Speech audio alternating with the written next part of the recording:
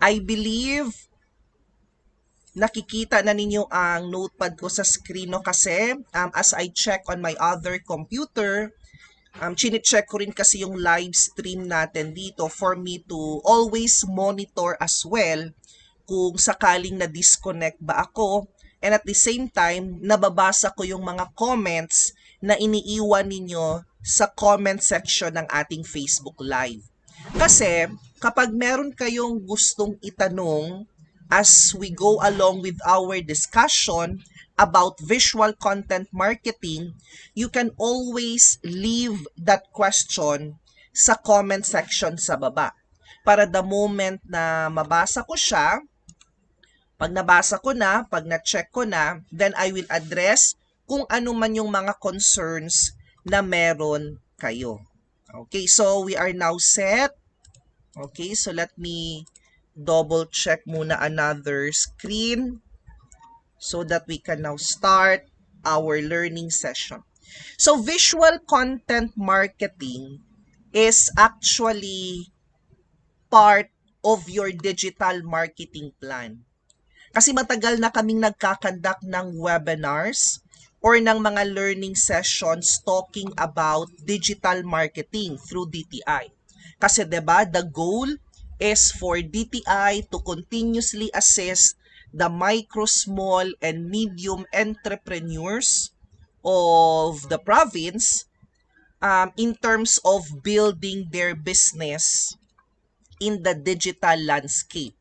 And one effective measure, one effective campaign na pwede ninyong gawin in order for your business na makagather ng mas maraming engagement sa kung ano man ang ipopost ninyo is through visual contents talaga or through the use of visual content marketing. So under ito siya sa inyong gagawing digital marketing plan. Kasi the word digital marketing is napaka-broad, no? So it's not generalized siya kumbaga. While on the other hand, etong discussion natin ngayong hapon talking about visual content marketing is more of specific siya. Because this will focus on creating good graphics in order for you to caught the attention of the internet users, especially kapag nag-check na sila ng kanilang mga feeds. Like if they are using social media like Facebook, dapat yung mga gumagamit ng Facebook, especially your likers, the moment na mag-scroll sila sa kanilang newsfeed, dapat makot natin yung kanilang attention. And in order for you to caught their attention, one of the best things that you can do is to provide visual contents sa kanila. So that's why again, this is what we call visual content marketing. To be specific, ang discussion natin ngayong hapon will focus on how to create basic designs. So, hindi ko kayo tuturuan ng Adobe Photoshop kasi tapos na po tayo dyan last year. So, as far as I can remember, last November of 2020, DTI Bukidnon already organized a learning session in terms of creating designs using Adobe Photoshop. Pero alam ko kasi by experience na the moment na first time mo palang pag-aralan si Adobe Photoshop, so talagang hindi mo siya agad-agad maiintindihan. Hindi ka agad-agad makaka-create ng engaging contents using the software Adobe Photoshop. Kaya as a solution to that problem, kasi syempre, kailangan man natin talaga mag-produce ng mga images. Kaso nga, hindi pa tayo ganun ka-competent and proficient in using Photoshop. So, ano yung magiging graphics natin? Ano yung mga visual contents na ipopost natin online? So, kaya tuturuan ko kayo ng basic designing. So, meaning to say, our discussion this afternoon will just focus on an entry level entry level of competencies pagdating sa visual content marketing. Kasi nga, we are going to focus particularly on how to create basic designs, particularly images, in order for you to deliver, no? In order for you to disseminate, or in order for you to convey. Ano yung i-disseminate mo at i-deliver? Valuable information about your business. Pero dapat hindi lang tayo basta-bastang mag-deliver lang or mag-create at mag-deliver ng message, no? Or ng information. Dapat we need to be creative as much as possible. Kailangan talaga nating ilabas ang ating creative skill every time that we are doing some basic design in order for you to really caught the attention and go viral in the internet. Kasi if the image that you created is not engaging, kanang dili gani kagandahan ang pagkaka-layout, so magiging sayang yung effort mo of including visual content marketing in your digital marketing roadmap. Because again, you need to deliver valuable information in an engaging format. In an engaging format to your target audience. Yan. Okay? So, ibig sabihin, the moment you are going to do some basic designs, so dapat engaging ang format kung yun naman talaga yung gusto mong i-disseminate sa target audience mo. So, that's why, sana, pag matapos na tayo sa learning session natin ngayong hapon, meron kayong makukuhang mga insights related to visual content marketing. Especially kung paano ba talaga dapat natin gagawin etong klase na strategy na to online. Visual content. Meron kasi ito siyang partner. Kasi both in the traditional and digital media, meron tayong dalawang klase ng contents na pwedeng makita. There are two types of contents na makikita natin both in the traditional and digital media. Ano-ano ba yung mga example ng traditional media? Television, no? Radio, at saka newspaper or newsprint to make it general. So yan yung ibig sabihin ng traditional or tinatawag ito siya dating tri-media. Pero dumating itong digital media. Ano naman yung mga example ng digital media? Kagaya halimbawa ng search engines like Google, video hosting like YouTube, social media na kagaya ni Facebook. So yun yung mga example ng tinatawag nating digital media. So meron tayong dalawang klase ng contents na pwede nating makita both in the traditional and digital media. The first type of content is yung tinatawag nating narrative content or narrative contents. So this is the first type of content na pwede nating makita, no? Na pwede nating makita again sa tinatawag nating types of media. Ano-ano ba yung mga example ng narrative content? Okay? Ano-ano ba yung mga example ng narrative contents? Yung mga plain text, yan. Yung plain text or yung mga articles, 'di ba? Kung sa Google 'yan, yan na yung tinatawag nating articles. Yan. Or kung sa ano naman sa traditional, yung mga newspaper. 'Di ba? Ang nakikita natin sa newspaper, news, 'di ba? Sa magazine, yung mga plain text doon, yun yung mga example ng tinatawag nating narrative contents. So let's put this one here, articles, as an example. Kaya nga, in demand talaga ang tinatawag nating mga content writers. in the online outsourcing industry, no, sa online job ba, in demand talaga ang mga content writers. Bakit? Bakit sila in demand?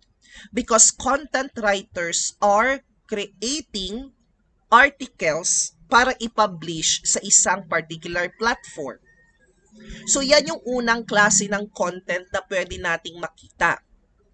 The second type of content is yung discussion natin ngayon. And that is what we called visual contents. Pero merong dalawang klase ng visual contents. The first kind or the first category ng visual contents, yung tinatawag nating images. Pero videos are also considered as visual contents. Pero sa discussion natin ngayong hapon, I am just going to focus on images kasi meron tayong separate na webinar para sa video marketing. So meron tayong separate na webinar for that. And on that webinar, video marketing, of course, we are now going to focus naman on creating promotional videos in order for you to target your digital consumers.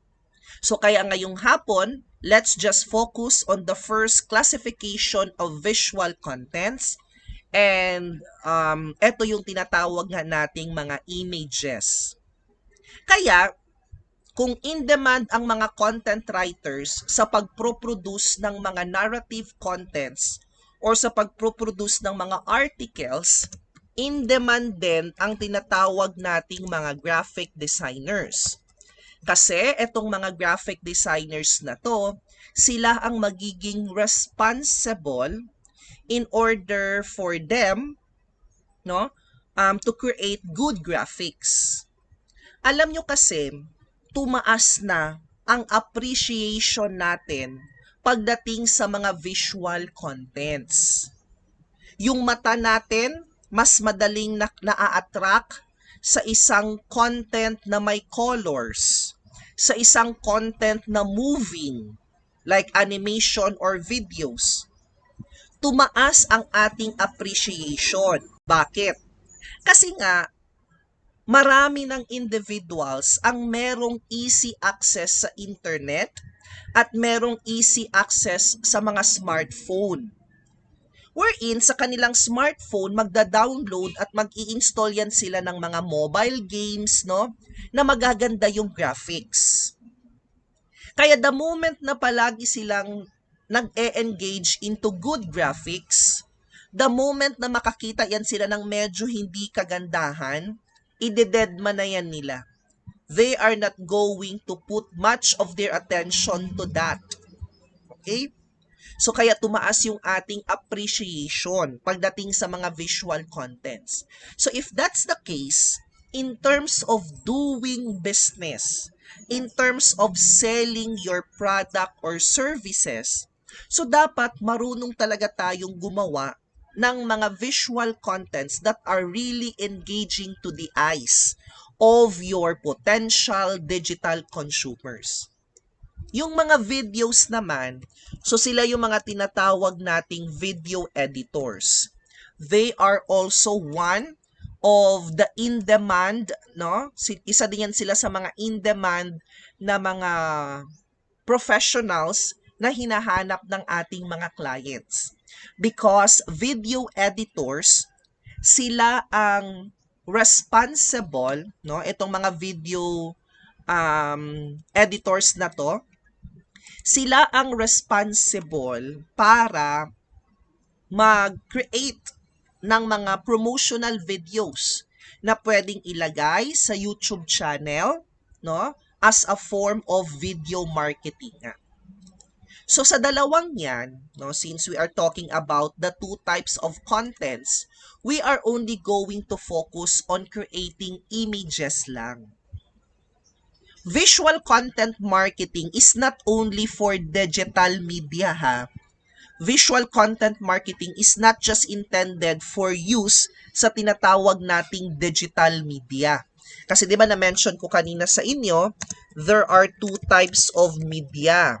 The first one is yung tinatawag nating traditional media like yung television, radio, at saka yung newsprint.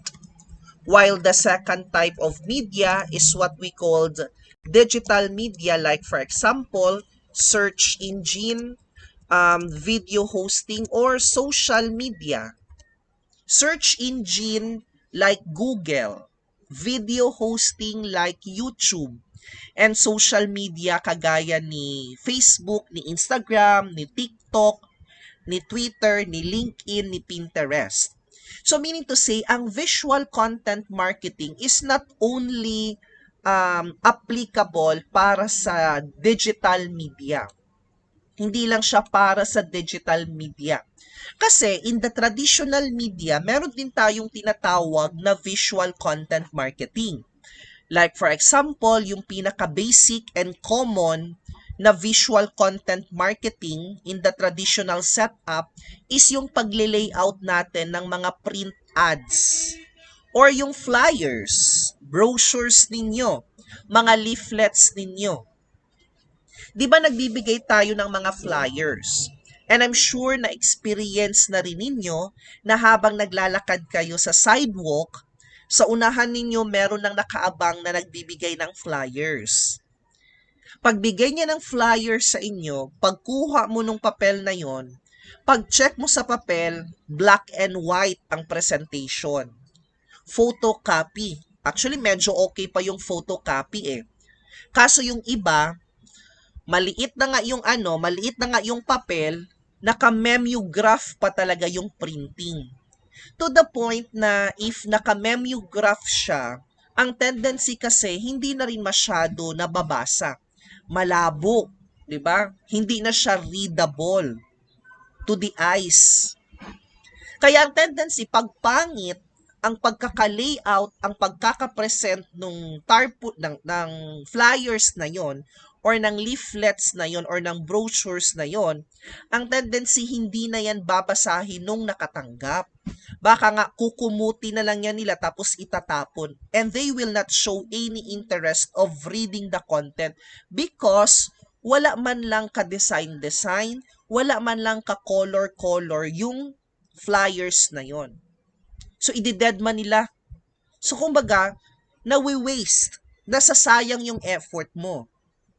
Kaya, pagdating sa visual content marketing in the traditional media, so dapat, kung magle-layout man kayo ng tarpaulin, ng flyers at magpapaprint kayo, dapat meron din siyang mga colors. Kasi kapag ang isang flyers or brochures is merong colors, tumataas ang willingness ng tao na yon para basahin ang content na nakalagay doon. So it is also applicable sa pagle-layout ng mga tarpaulins, no? Yung mga tarpaulins na i-display mo to different locations. So dapat maganda din ang pagkaka-layout, maganda ang color combination, readable yung mga font, and of course, meron talagang ilalagay na mga pictures. Like for example, nagbibenta kayo ng mga meat products like chorizo, tocino, siomai. Tapos gusto mong ibenta sa mga kapitbahay nyo. Gusto mong ipa-aware sa neighbors ninyo na merong binibentang chorizo dito. So, ang magandang layout sana ng tarpaulin is yung meron talagang actual picture nung chorizo ba? Yung chorizo, no, yung luto na nga na chorizo, no, pwede ring hilaw naman, picturean, dapat may magandang picture.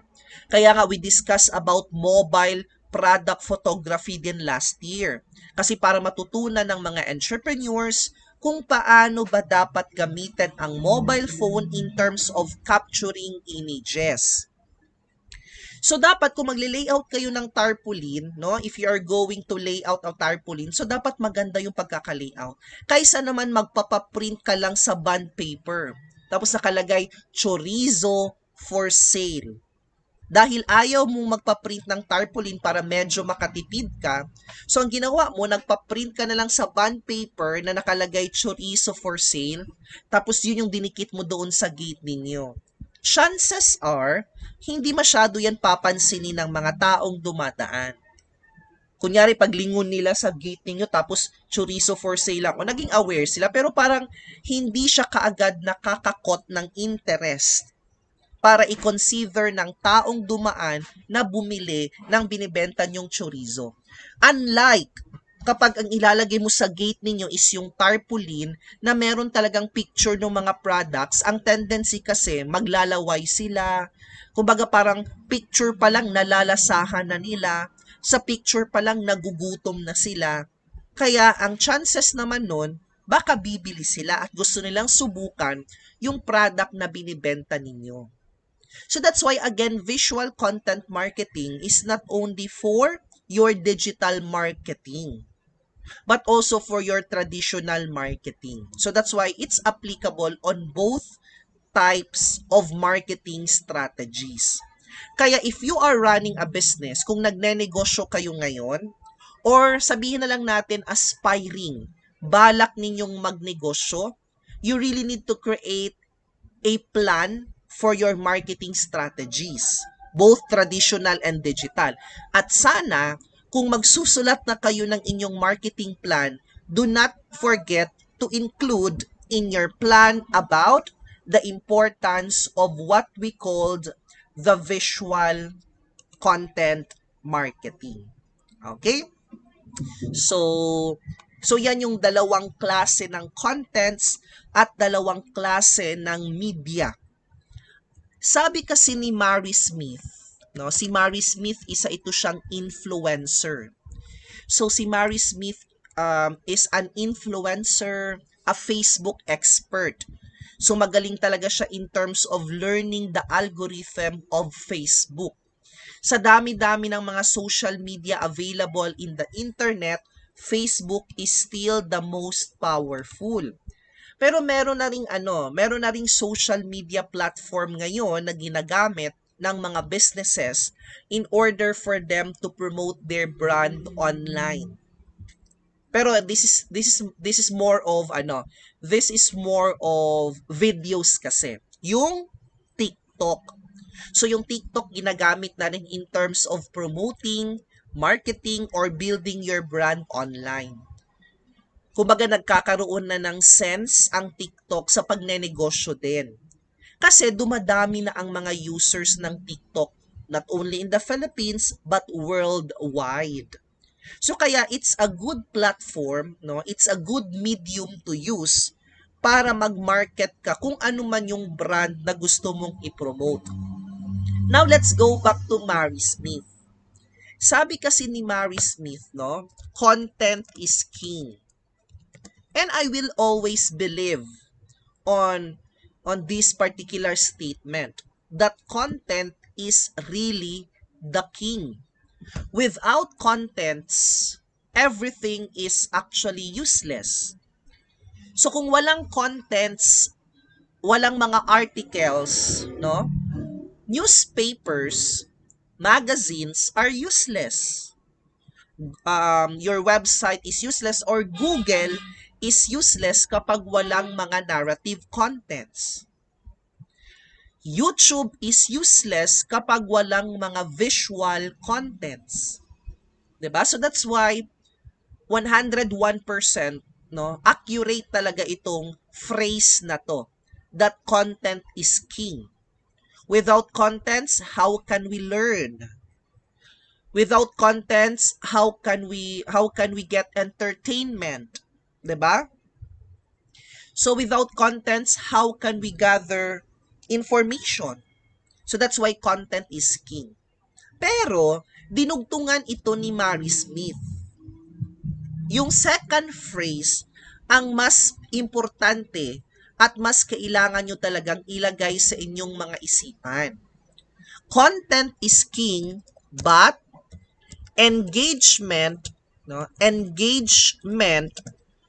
to the content is the queen. Yan yung sinabi niya.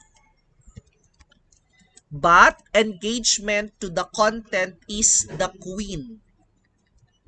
And yung kanyang last statement, and the lady always rule the house. Okay? Anong ibig sabihin? Hindi lang dapat tayo produce ng contents na hindi natin napaplano ng maayos kung ano man yung gagawin nating content. Kasi the moment you published or the moment you created a content, like for example, an image, tapos in-upload mo na yan sa social media, pero after mong in-upload, ang ginawa mong visual content, no one is engaging on your content. So pag sinabing no one is engaging, walang may nag-like, no? Walang may nag-comment, walang may nag-react, walang may nag-share ng nilagay mong content. So it is still useless, 'di ba? If no one is engaging sa content mo. So like for example, you are planning to be a vlogger kasi gusto mo na ring kumbaga, masubukan ba or maranasan kung ano yung feeling na pwede kang mag-monetize or pwede kang kumita sa mga videos na naproproduce mo. Kaya pumasok sa isip mo na gusto mo ring maging isang vlogger or gusto mong simulan ang iyong vlogging career. Marami namang nagsubok, no? Maraming nagtry doing their own vlogs.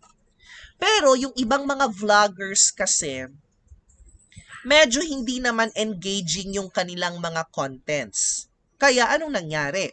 Wala pa ring tinatawag nating views. Walang dagdag sa kanilang watch hours. So that's why if you are planning to be a vlogger, or sabihin na lang natin, if you are planning to be a video creator, kung gusto mong maging video creator, maging video creator sa YouTube, so dapat mag-create din kayo ng mga videos that are engaging to the eyes of the YouTube users. Kasi the lady always rule the house. So mas importante talaga yung engagement. Ano yung mga example nga ng engagement pagdating sa social media? Likes. Yung may magla-like, may magre-react, kagaya ng love, ng haha, ng cry, ng angry, ng wow. Di ba mga reactions yon? Ano pa dapat? Comments. Comments, example din yan ng engagement. So, ibig sabihin, if that person commented on your post, so, nakot mo yung attention niya, 'di ba? Nakot mo yung attention niya. And of course, yung ikaapat na klase ng engagement, ang tawag naman natin shares. Kaya, let's go back to the entire statement of Mary Smith. Content is king, but engagement to the content is the queen. And the lady always rule the house. Kaya eto yung tandaan na ninyo ngayon. That publishing content for the sake of publishing it, no? So publishing content, kumbaga ang logic kasi sa internet, no? The logic in the internet, the more you post, the more you become visible. So that's the logic. Ibig sabihin, the more you post on your Facebook page, the more it will become visible in the internet search.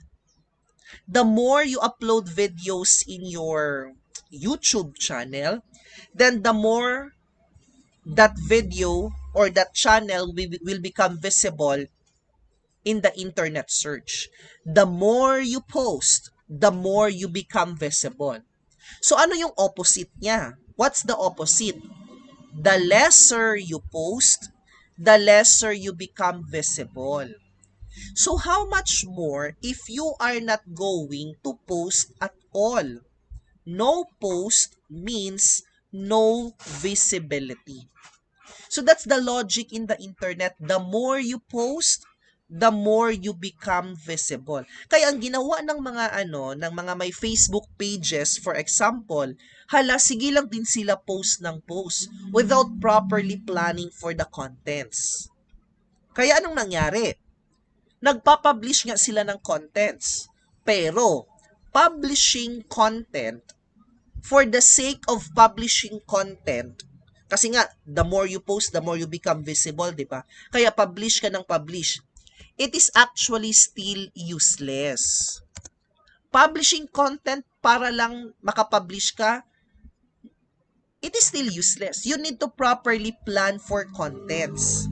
Kaya nga merong tinatawag na content planning, even in visual contents. Later this afternoon, I am going to show to you some examples, no? Mga halimbawa or mga klase ng mga visual contents na pwede nating ilagay sa ating Facebook page or sa ating mga social media accounts. You need to do proper content planning. Pinaplano kasi yan. Because we need to create visuals in an engaging format. Kaya, publishing content just for the sake of publishing content is useless. So that's the reason behind kung bakit marami pa ring mga businesses, no, ang walang nakikitang resulta. No? There are still a lot of businesses see zero results from their on-site content. Kasi minsan kasi sa mga consultancy ba, sinasabihan kami, Ma'am Piper, post man din kami ng post sa Facebook page namin, pero bakit wala kaming nako-convert into customers? Ma'am, post naman kami ng post sa aming social media accounts, pero bakit wala kaming nakukuhang mga leads? Bakit wala kaming nakukuhang mga prospects na pwede naming ma-convert into customers? So that's the reason kung bakit minsan wala talaga tayong nakikitang conversion because the contents that we posted are not that engaging. Dapat nga, kung gagamit ka ng visual content marketing, 'di ba? Ang ibig sabihin kasi noon, you are going to use images to deliver information, 'di ba? Kaya dapat engaging format siya. Yung mga internet users kasi ngayon, no, yung attention span ng mga internet users ngayon, alam nyo ba kung gaano na lang siya kaikli? Yung attention span ng mga internet users. Pag sinabing attention span, kung baga gaano ba yan sila kabilis maboard every time that they are using the internet. Dati medyo mataas pa, nasa 15 seconds. Pero nung tumaas ang ating appreciation pagdating sa mga visuals, medyo bumilis na ngayon. Bumaba at bumilis na ang attention span ng mga internet users. Alam nyo ba kung ilang seconds na lang yung attention span natin? It's only 3 seconds na lang. Ganun na lang kaikli, ganun na lang kabilis. Kaya in as fast as 3 seconds, how are you going to caught the attention of the internet users na basahin kung ano man ang nakalagay doon sa content na yon? So 3 seconds na lang yung attention span. In fact, every time that you are using your Facebook, halimbawa yung social media mo, kunyari hawak mo ang cellphone mo, no? Hawak mo ang cellphone mo. Tapos nag-scroll ka, no? Pag scroll mo, yang 'di ba ang bilis mong mag-scroll up and down. Ang bilis mong mag-scroll up and down. Pero the moment na nakakita ka ng image or the moment na nakakita ka ng visual content. So nakakita ka ng visual content, 'di ba? You will pause for a while, magpo-pause ka, and you are going to read whatever is in the content, kung image, or shall we say, you will watch if that's a video or if that's an animation. So meaning you can easily caught the attention of the internet users the moment na i-represent mo siya as visual content. So kaya again, tandaan niyo yung attention span, no? The attention span of internet users nowadays is only 3 seconds. Kaya we are really encouraging you to learn kung paano we are encouraging you na dapat matutunan ninyo. kung paano talaga gumawa ng mga visual contents nga.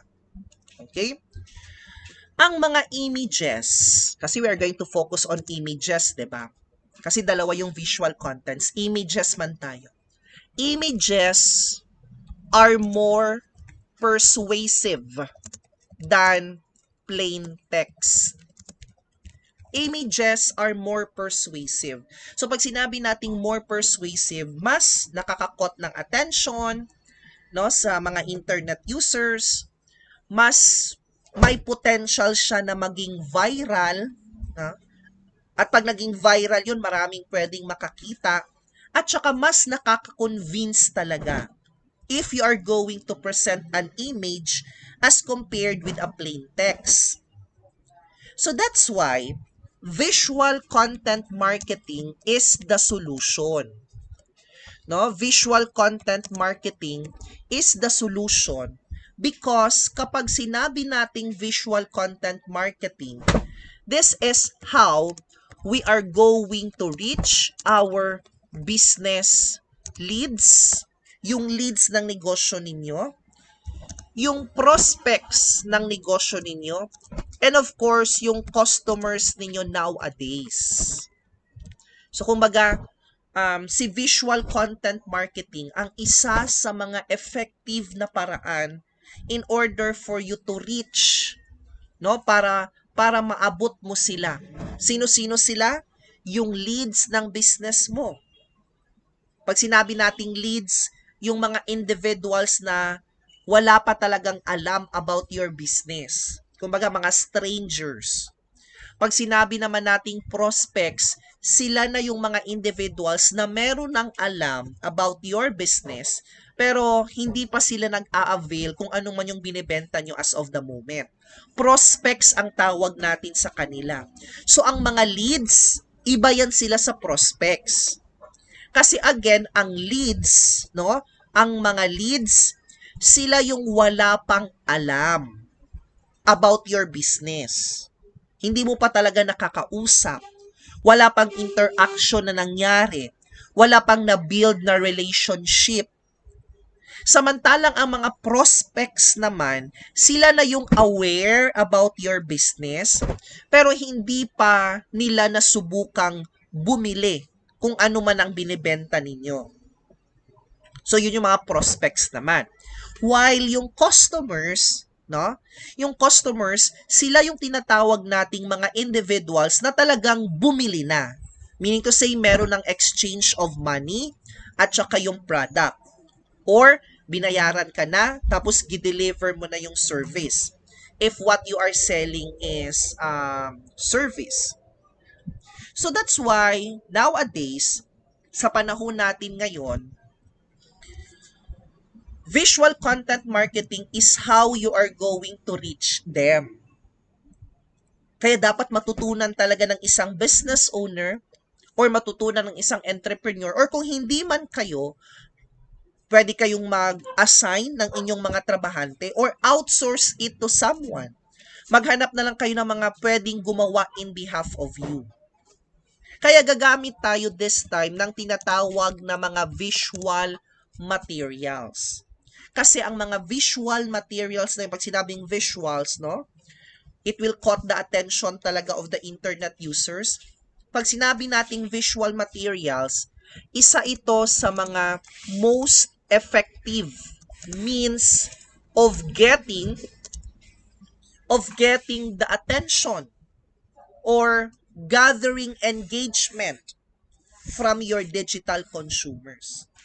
So using visual materials, no, is one of the most effective means of getting the attention of the internet users. Yung mga gumagamit ng internet. Or pwede rin namang visual materials as one of the most effective means of getting or gathering engagement from your digital consumers. So one of the most, kulang yung sinulat ko, one of the most effective means of getting the attention of the internet users, or one of the effective strategy in order for you to gather a lot of engagement from the contents that you posted from your digital consumers. So since na-mention naman natin yung tinatawag na leads, prospects, and customers, meron kasi tayong tinatawag na buyer's journey. Okay? Meron tayong tinatawag na buyer's journey. Para at least medyo mas maintindihan natin yung leads, prospects, at saka customers na tinatawag natin kanina. May tatlong stages ang buyer's journey. So, kung baga, hindi mo mako-convince, no? Hindi mo mako-convince ang isang individual to buy what you are selling on the first interaction or on the first approach to that person. Okay? Ulitin ko yung sinabi ko ha. You cannot convince someone to buy what you are selling on the first interaction. Yung unang approach, kunyari you are selling something, tapos pagbenta mo sa stranger, "Hi ma'am, baka interested kang bumili nitong product namin." So malamang hindi talaga yan siya bibili. Because in the first place, wala pang tinatawag na relationship. And since wala pang relationship, hindi pa pagkakatiwalaan yung brand ninyo. Because the first stage na pinagdadaanan ng isang buyer is what we call the awareness stage. So meaning, if you are talking to a stranger and if you are planning to market your business, so dapat majority of the contents that you are producing are awareness about your brand. Dapat mga awareness contents. Kasi yung mga tao, yung mga individuals na nasa awareness stage pa lang, ang tawag natin sa kanila, mga leads. So, syempre, wala pa silang alam, di ba, about your business.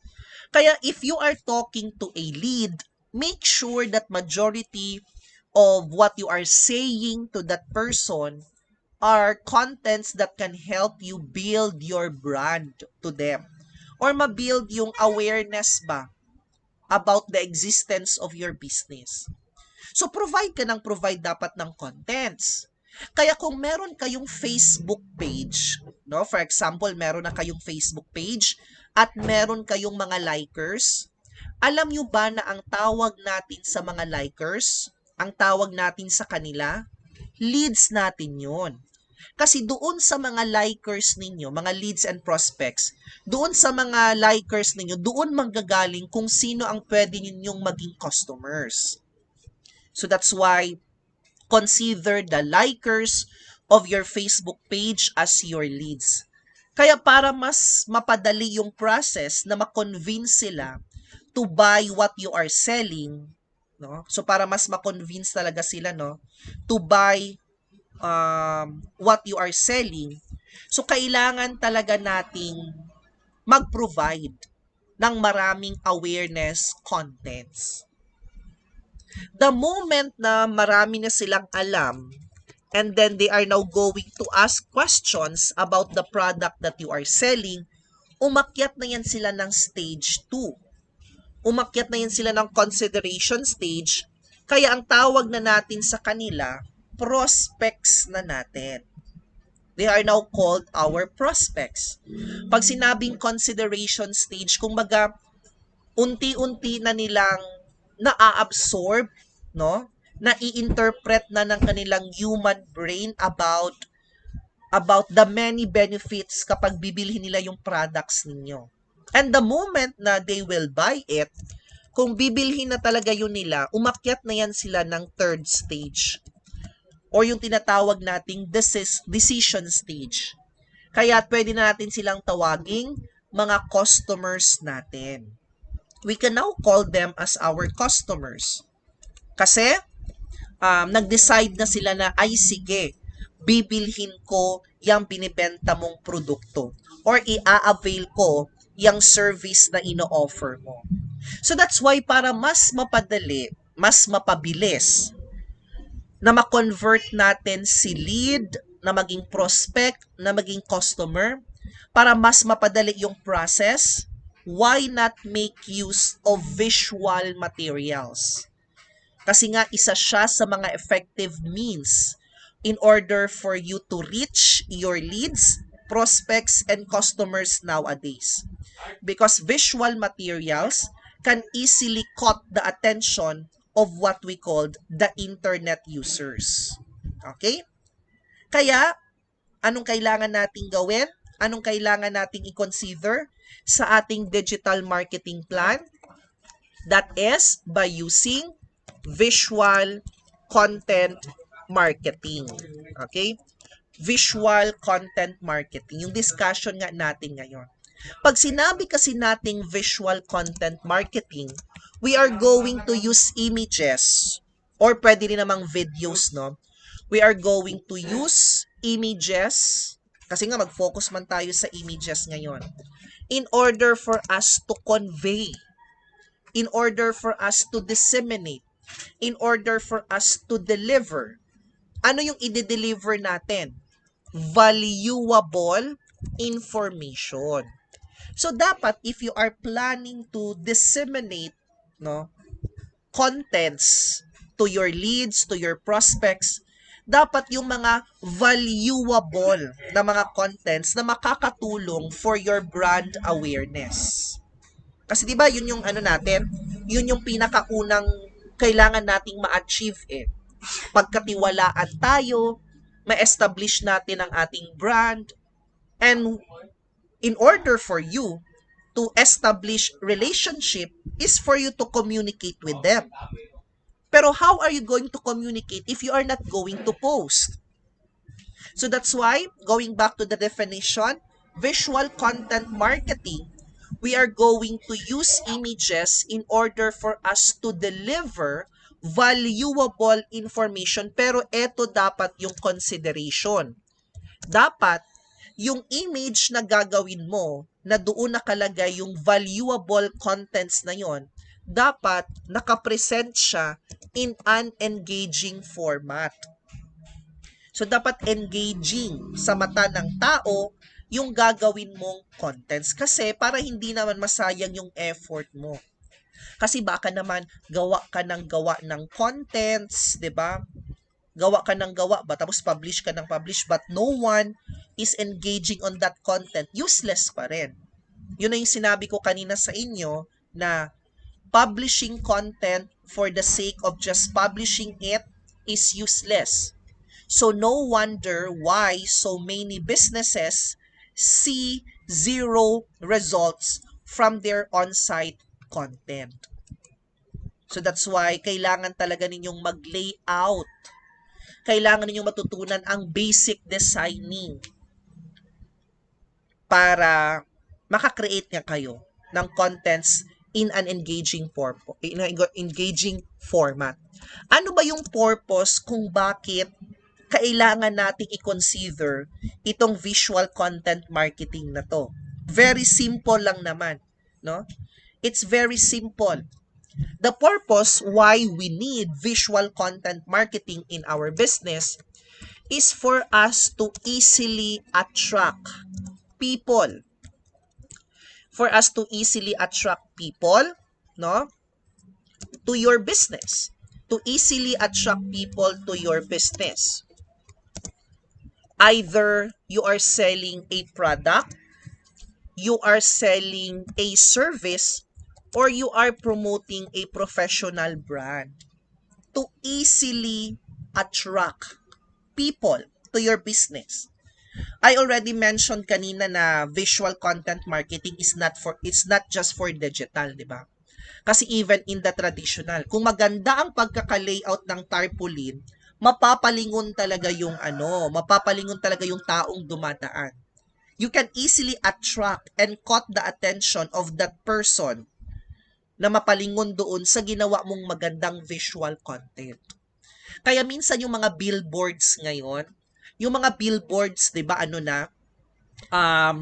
yung iba kasi yung screen ba? Kumbaga parang malaking TV na, 'di ba? Kasi it's now a video. Yung billboard na dating billboard lang, static, not moving. So ang ginawa ng ibang advertising company, ano na, screen na, big screen na. So ang tendency kapag kunyari nasa EDSA, no, sa EDSA ka, na traffic ka, kapag merong visual content, 'di ba napapalingon ka tapos papanoorin mo kung anong nakalagay doon. Kaya powerful talaga ang paggamit ng visuals as compared sa just plain text or plain narrative content. Meron kasing mga proven facts, no, in regards to how efficient visual content marketing is. At isa sa mga fact presented in regards to visual content marketing, ang utak daw kasi natin, no, ang utak ng tao or ang human brain, it can process an image 3 times faster than plain text. The human brain can process an image or a visual material 3 times faster than plain text. This is actually, kumbaga, realistic naman din talaga sa experience natin. Kasi di ba halimbawa, nanood kayo ng sine. Kunyari, nanood kayo ng sine. Tapos yung sine, mga 2 oras, 2 hours mong pinanood, yung pelikula. Di ba ang tendency, pag uwi mo ng bahay ninyo, kaya mong ikwento sa family members mo yung story ng movie na napanood mo. Di ba kaya mong ikwento kaagad? Yung teleserye na napanood mo kagabi, kaya mong ikwento sa office mate mo ngayon. Yung K-drama na pinanood ninyo, kaya nyong ikwento yung story to someone, even yung episode 1 pa, di ba? Because the human brain, according to study, can process an image 3 times faster than plain text. That's the reason behind kung bakit si Facebook naglagay ng tinatawag nating instant background. 'Di ba sa Facebook ninyo? Sa Facebook ninyo ba? 'Di ba kung magpo-post kayo ng status or maglalagay kayo ng caption, for example, 'di ba pag nag-type ka na ng caption, there's an option there for you to select the background that you want to use. The purpose of Facebook kung bakit sila naglagay ng instant background so that the plain text, yung plain text na yon, can easily be converted into an image na meron ng colors, 'di ba? Meron ng mga graphics, mas attractive na ngayon sa mata. That's the reason kung bakit naglagay si Facebook ng instant background. It's because the human brain can process an image 3 times faster than plain text. And because of that, because our brain can process an image faster than plain text, 40% of people will respond better to your content. 40% will respond better to your content. So kahit 40% lang siya, makakatulong din naman talaga. Kasi di ba your goal is to caught the attention. So na-caught mo na yung attention. Magre-respond pa talaga sila. So meaning, nagbigay ka ng information, nag-respond sila by asking questions, for example, no? Kunyari, naggawa ka ng image, pinost mo sa FB mo. Pag-post mo sa FB, may nag-comment, o may nag-engage. Yun yung tinatawag nating nag-respond doon sa pinost mo. So that's why, since may mga ganitong klaseng facts about the use of visual materials, so why not subukan din natin sa ating enterprise gawin itong visual content marketing na to. So para naman mas mapabilis yung pag-gather natin ng mga leads that we can convert into prospects, that we can convert into customers in the future. May ilan kasi tayong reasons, no, kung bakit natin kailangang pag-aralan ang visual content marketing. There are several reasons why visual content marketing is kailangan nating pag-aralan. And I'm going to give you just 3 reasons lang why we need to learn about basic graphic designing. 'Di ba na-mention naman natin kanina that the human brain can process an image 3 times faster than plain text.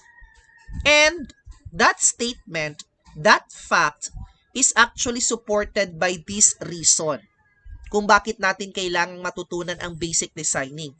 It's because only percent of the text is remembered by individuals.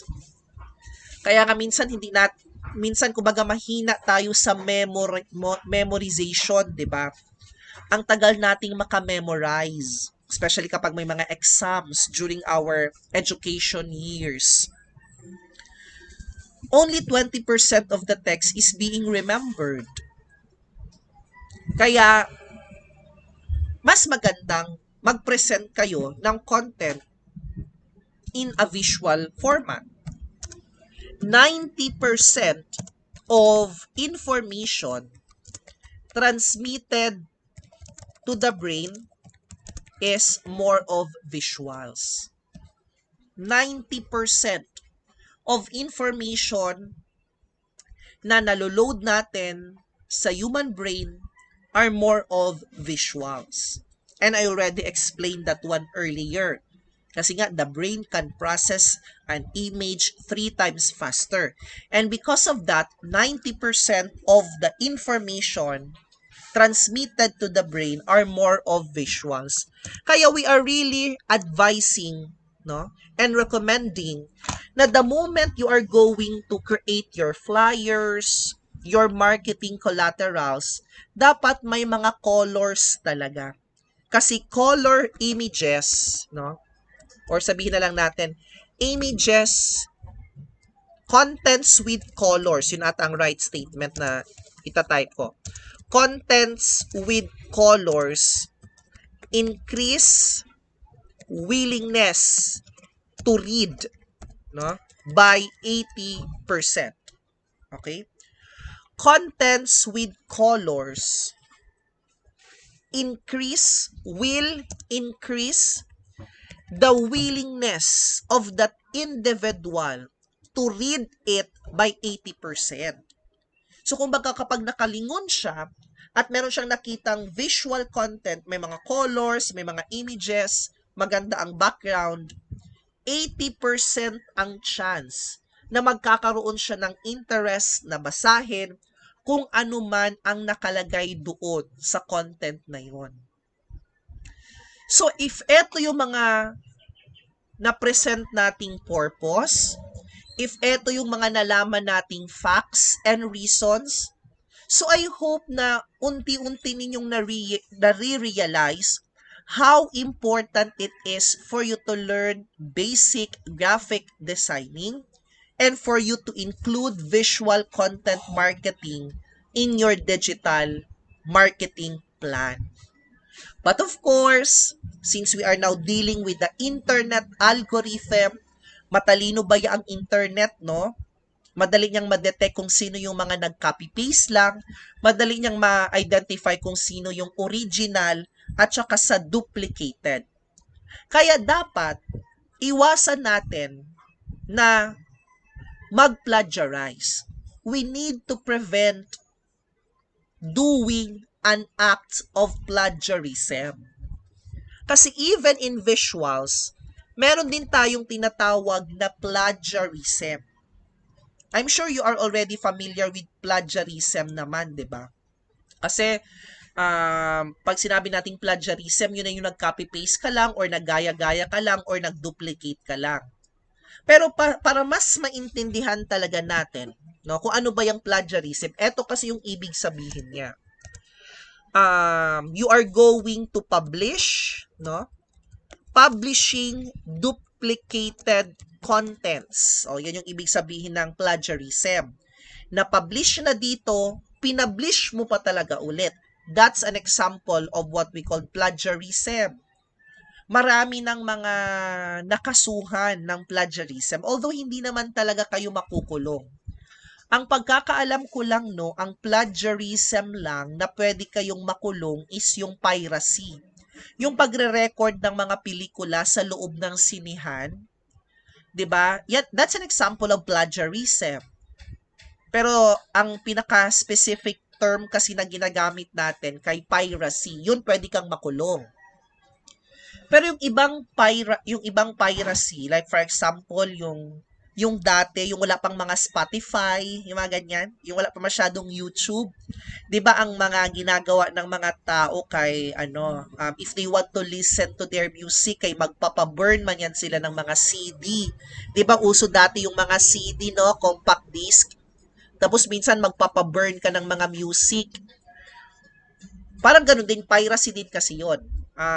Kaya kung nagbebenta ka ng mga CD, ng mga pelikula, 'di ba pwede kang i-raid, no?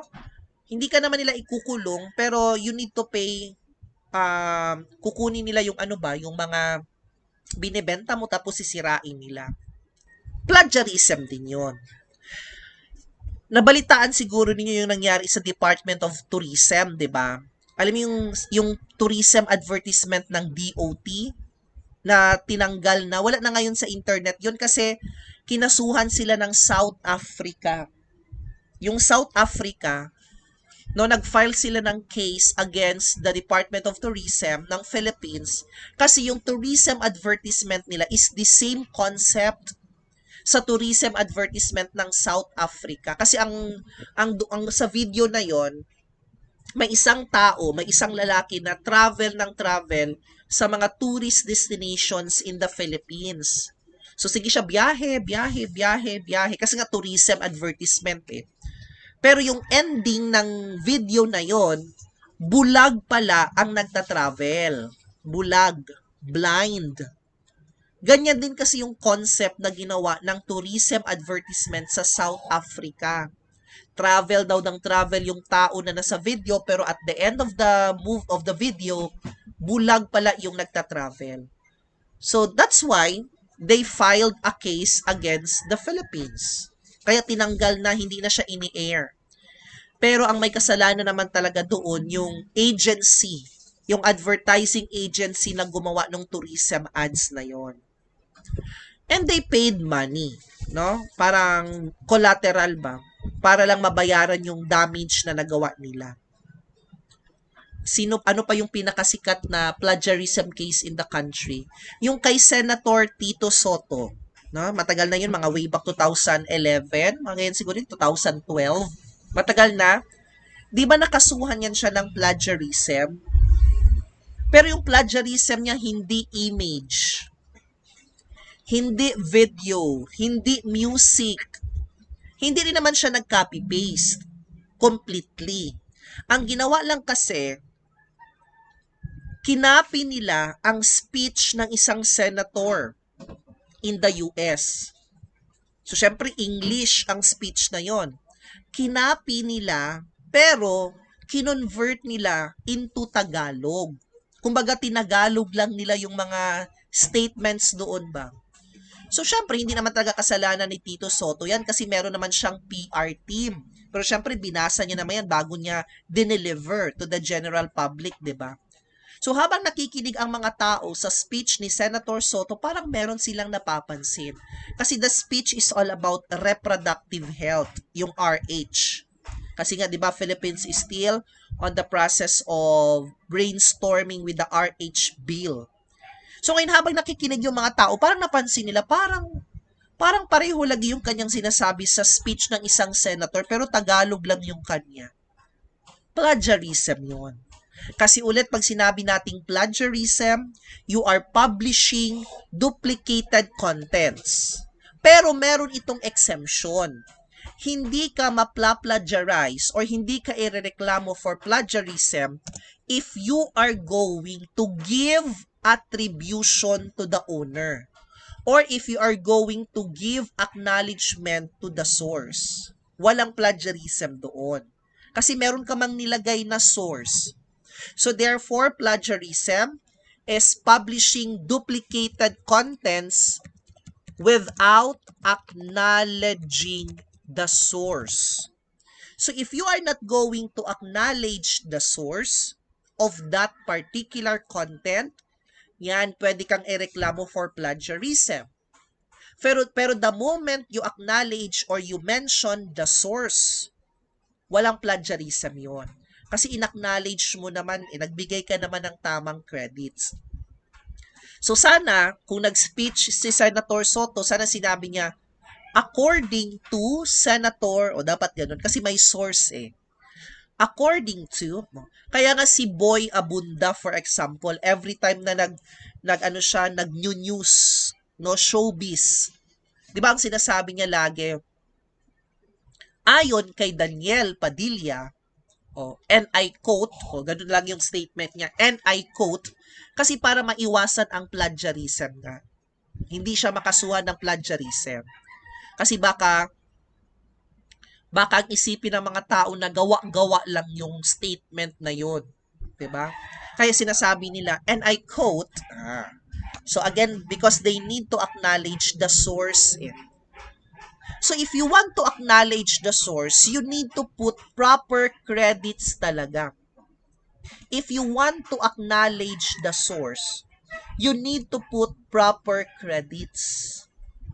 Paano ba maglagay ng tamang credits? So I'm going to educate you in terms of adding credits. Kasi ang practice ng karamihan, maglalagay lang kasi yan sila ng CTTO. No?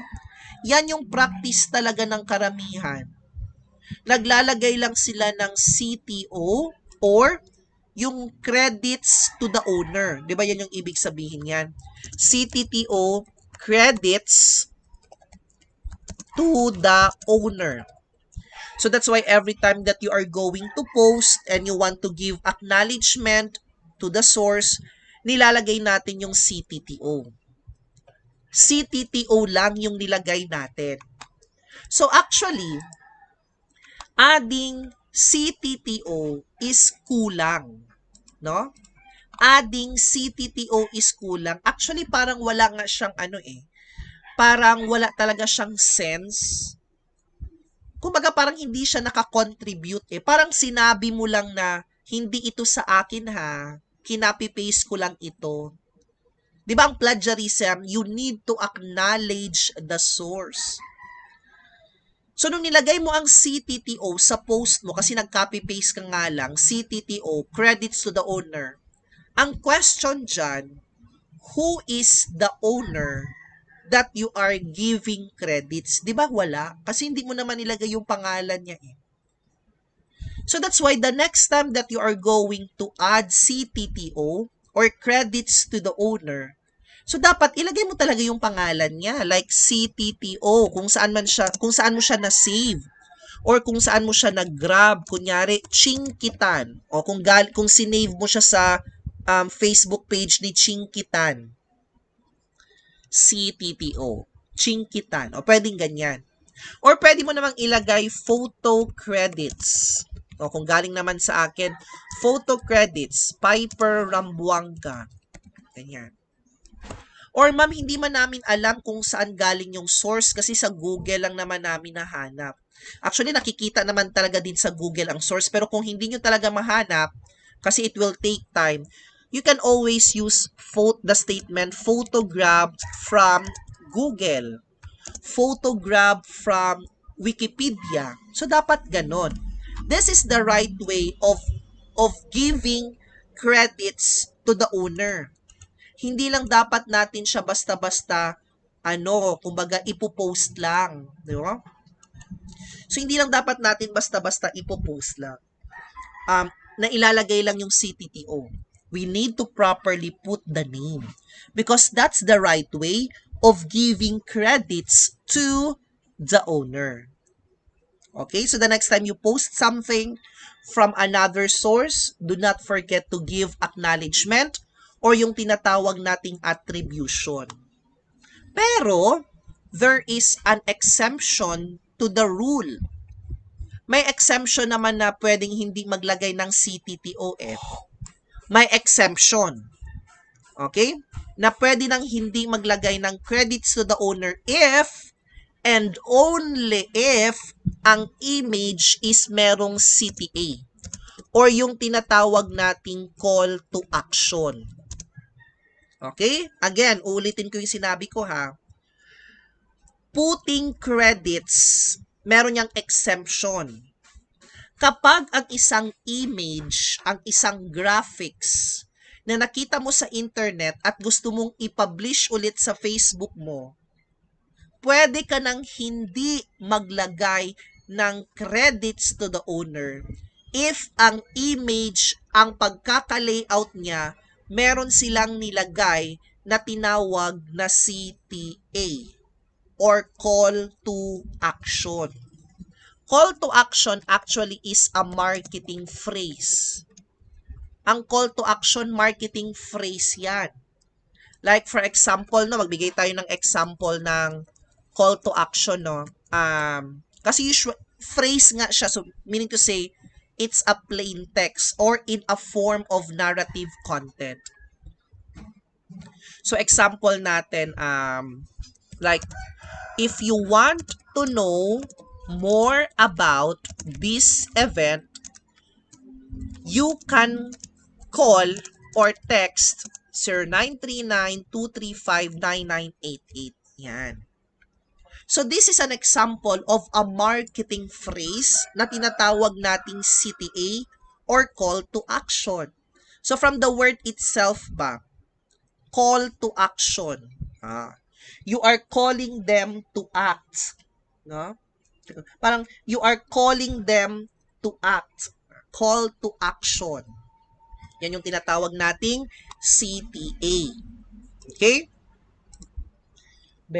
Pag kuhaan mo ako ng pagkain ka natin dahil gutom na ako. May ulam pa ba? Ha? Palutuan mo na ako ng, may dinuguan, yun na lang siguro. Ha? Palutuan mo na ako ng ng chiksilog. Ngayon na kay para pag nag-break magkain ako. Okay, sorry for that internet connection problem no, na-disconnect yung aking camera. So again, this is an example of a marketing phrase or a call to action. Kung baga, yung magbabasa niyan, you are calling them to act. You are calling them to do some action. No? It's either they will call you or text you on the given number. So, di ba meron tayong mga nakikitang ganyan sa mga social media, di ba? Or hindi lang sa social media, even sa traditional. If you want to know more about us, you can visit the http www. O website naman, 'di ba? Website naman. So yan yung mga example ng tinatawag na marketing phrase. Pagdating sa visual contents or sa mga images and videos, meron din tayong kailangang ilagay na call to action. Pero hindi ganyan kahaba. Kaya ang exemption to the rule, no, kapag merong CTA, ang image na isi-share ninyo from other source, pwede nang hindi maglagay ng credits. I will give you an example. Magbigay tayo ng example ha. Let me give you an example. Let me use my other computer. Punta tayo ng Facebook ko. Facebook.com. Maghanap tayo ng mga images na merong tinatawag na CTA nga or call to action. Okay, so I'm going to share the other screen, no?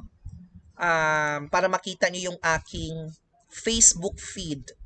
Kasi yung practice kasi ng iba, yung practice ng ibang mga internet users, hindi kasi nila i-click yung share button. Pero 'di ba dapat i-click talaga natin yung share button, 'di ba? Because that's the right way. So dapat i-share yung share button pero minsan ayaw kasing gawin. Yan, so kunyari itong post na to, 'di ba? Meron siyang instant background. Kasi kung ipopost niya lang itong statement na to na you are doing your best to be fine, then here comes people who are ready to piss you off. So, di ba, kung plain text lang yan, hindi masyado na mapapansin yan, di ba? Hindi masyado mapapansin. So, maghanap tayo dito sa aking newsfeed ng example ng visual contents ba. Kasi minsan habang nag-scroll down ka, tapos meron kang nakitang image, minsan basta-basta mo na lang siyang sinisave. Kasi ayaw mong i-click yung share button where in fact, dapat i-click talaga natin sana yung share button pero ayaw kasi natin i-click eh. Instead na i-share mo, gusto mo talagang i-save. Okay lang naman kung i-save mo siya. But make sure again na kapag i-save mo, no? Make sure na kapag i-save mo at ipapublish mo na siya, you need to put credits. Kunyari ito no, itong graphics na to. Syempre nag-effort yan si yung nag-post nito no from Aesthetic Lyrics. So actually, this one, no,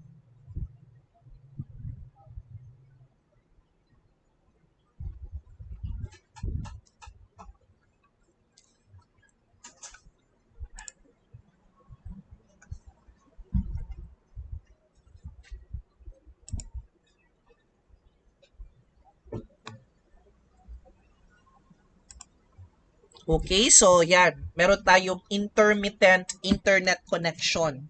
So kaya I hope na please bear with me kung medyo nag-off-off yung aking internet. So let's go back to that image. 'Di ba? Pinost yan ng Aesthetic Lyrics. Let's visit this post ha. So ito yung original post. Tama naman yung ginawa ni Ariel kasi shinare niya eh. Pero yung iba kasi nga, ayaw kasi nilang i-share. They don't want to click the share button. Meron naman sanang nakalagay dito na share button, di ba? Pero ayaw nila kasi ang gusto nila, they are really going to save the image. They are going to save the image and they are going to post. There's really an internet problem.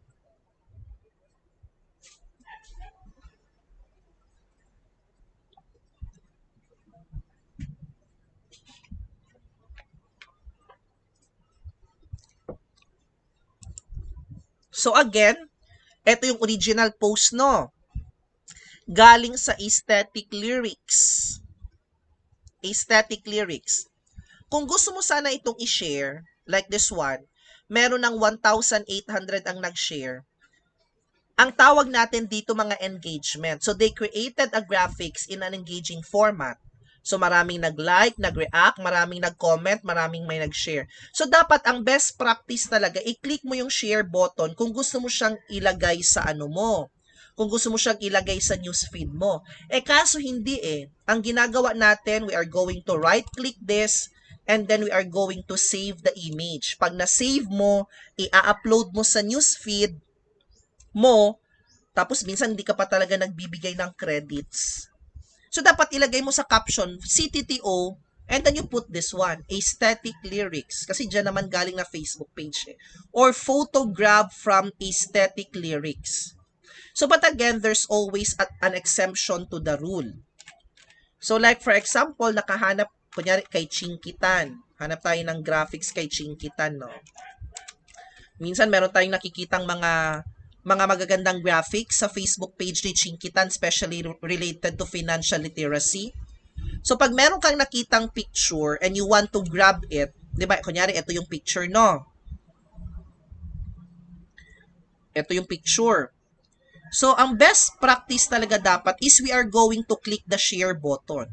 Nakalagay dyan, huwag tayong manghinayang sa nabigyan ng regalo ang ating mga misis, kahit gaano man ito kasimple, dahil walang katumbas na pera ang saya na maidudulot nito sa kanila. If I am going to save this picture, kasi ayaw kong i-click ang share, the moment I will save this picture, tapos i-upload ko siya sa aking Facebook, pwede na akong hindi maglagay ng credits. Bakit? Kasi kung mapapansin nyo sa baba, andito naman yung pangalan niya, Chinkitan. Tapos nandito din sa baba yung kanyang mga social media na mga icons ba. Ibig sabihin, sa Instagram, Chinkitan din siya. Sa Facebook, Chinkitan din siya. Sa Twitter, Chinkitan din siya. Sa TikTok, Chinkitan din siya. And so on. So kung baga yan yung tinatawag nating call to action. Hindi nga lang siya nakalagay into a phrase. Kasi alam nga naman ilagay niya pa dyan, please follow us on Instagram if you want to be updated of our, masyado na ring mahaba.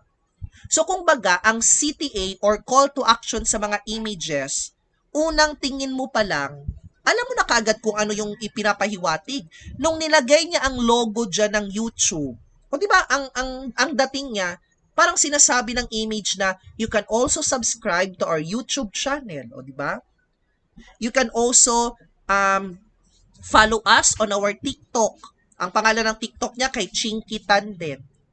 So pagdating sa images, pagdating sa visuals, kapag ang na-layout, kagaya ng nakikita nyo dito, is merong CTA or merong call to action, pwede nang hindi maglagay ng credits kasi obvious naman kung saan galing ang picture.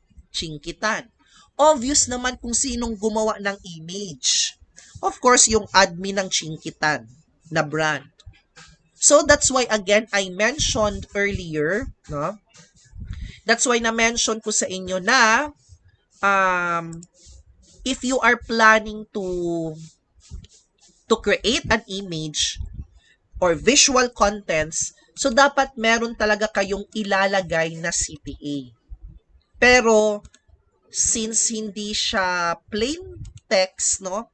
Hindi siya ika-caption, so that's why mga ganun na lang yung ilalagay natin.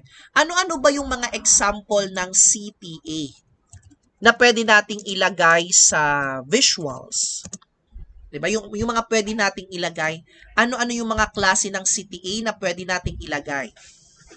Business name, o yung pangalan ng business, like Chinkitan. So brand kasi naman siya. Wala siyang binibentang product, may service naman siyang binibenta kasi ano naman siya, financial consultant. Pero Chinkitan is more of promoting his brand as a wealth coach. So kaya Chinkitan ang gamit niya. So the moment you are going to lay out your image, huwag niyong kalimutang maglagay ng CTA, like maglagay ng business name. Pwede rin yung ilagay ang inyong business logo. Pwede kayo maglagay ng website if you have an official website. Kasi 'di ba kung magle-layout ka ng graphics, kung magle-layout ka, kunyari ito yung graphics mo, tapos may nakalagay doon sa baba http or www.knightsofOnlineMarketers, 'di ba? Parang sinasabi ng image na if you want to know more about us, you can visit our website. Okay, hindi na kailangan ikumpleto pa talaga yung marketing phrase na 'yon. Kasi we are talking about visuals. Pwede ding maglagay ng contact numbers, especially if you are a service provider, like real estate agent ka, insurance agent ka, consultant ka. So, dapat yung graphics na ginagawa mo, meron kang laging nilalagay na mga contact information, like a contact number. Pwede ka ring maglagay ng email address kapag meron. No? Kung gusto mong ma-contact or ma-reach ka din through your email address, pwedeng maglagay ng mga social media accounts, kagaya nung ginawa ni Chinkitan. Diba? May mga icons ng mga social media platforms. And of course, yung YouTube channel. You can also add that one if you have a YouTube channel. So these are just some of the CTAs or call to actions na pwede ninyong ilagay sa bawat graphics na ile-layout ninyo, at wag na wag nyong kalimutan yan. Kasi meron tayong dalawang major reasons, no, for the CTA. So meron tayong dalawang major reasons kung bakit natin kailangang lagyan ng call to action ang mga images na kailangan nating gawin. The first reason why CTA is important in an image is it will showcase originality and uniqueness of the image. Originality and uniqueness. Kumbaga, mapuprove natin na this picture is originally made by this brand because of the call to action.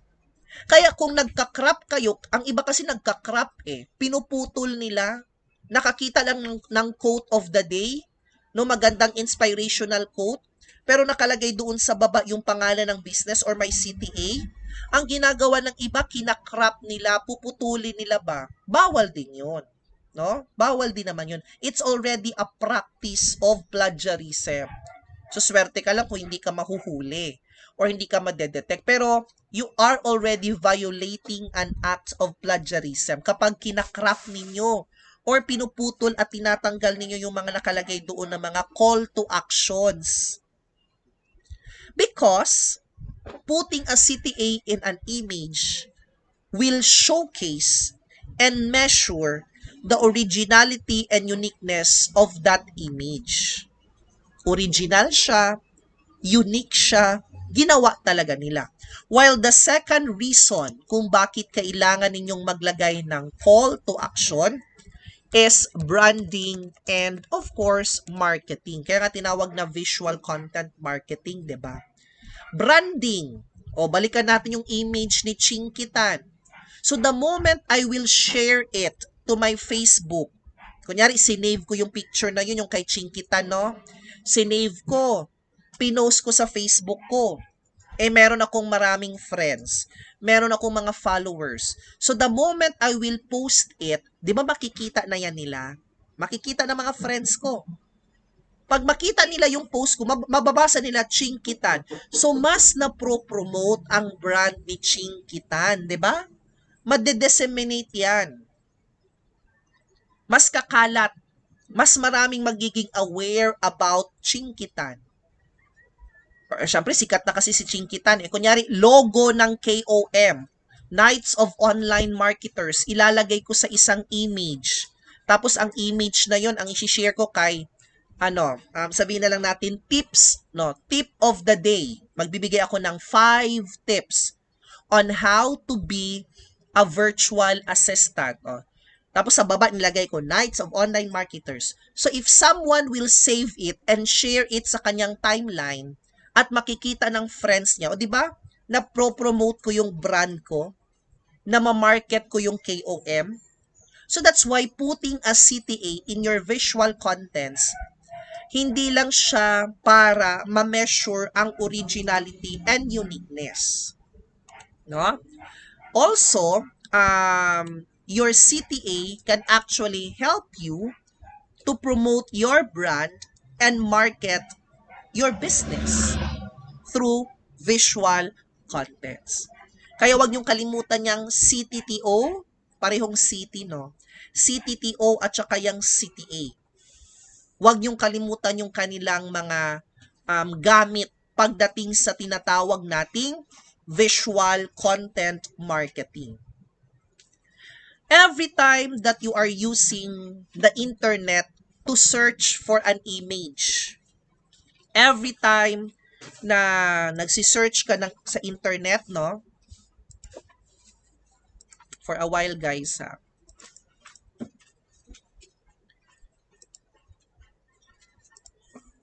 Okay. So, every time na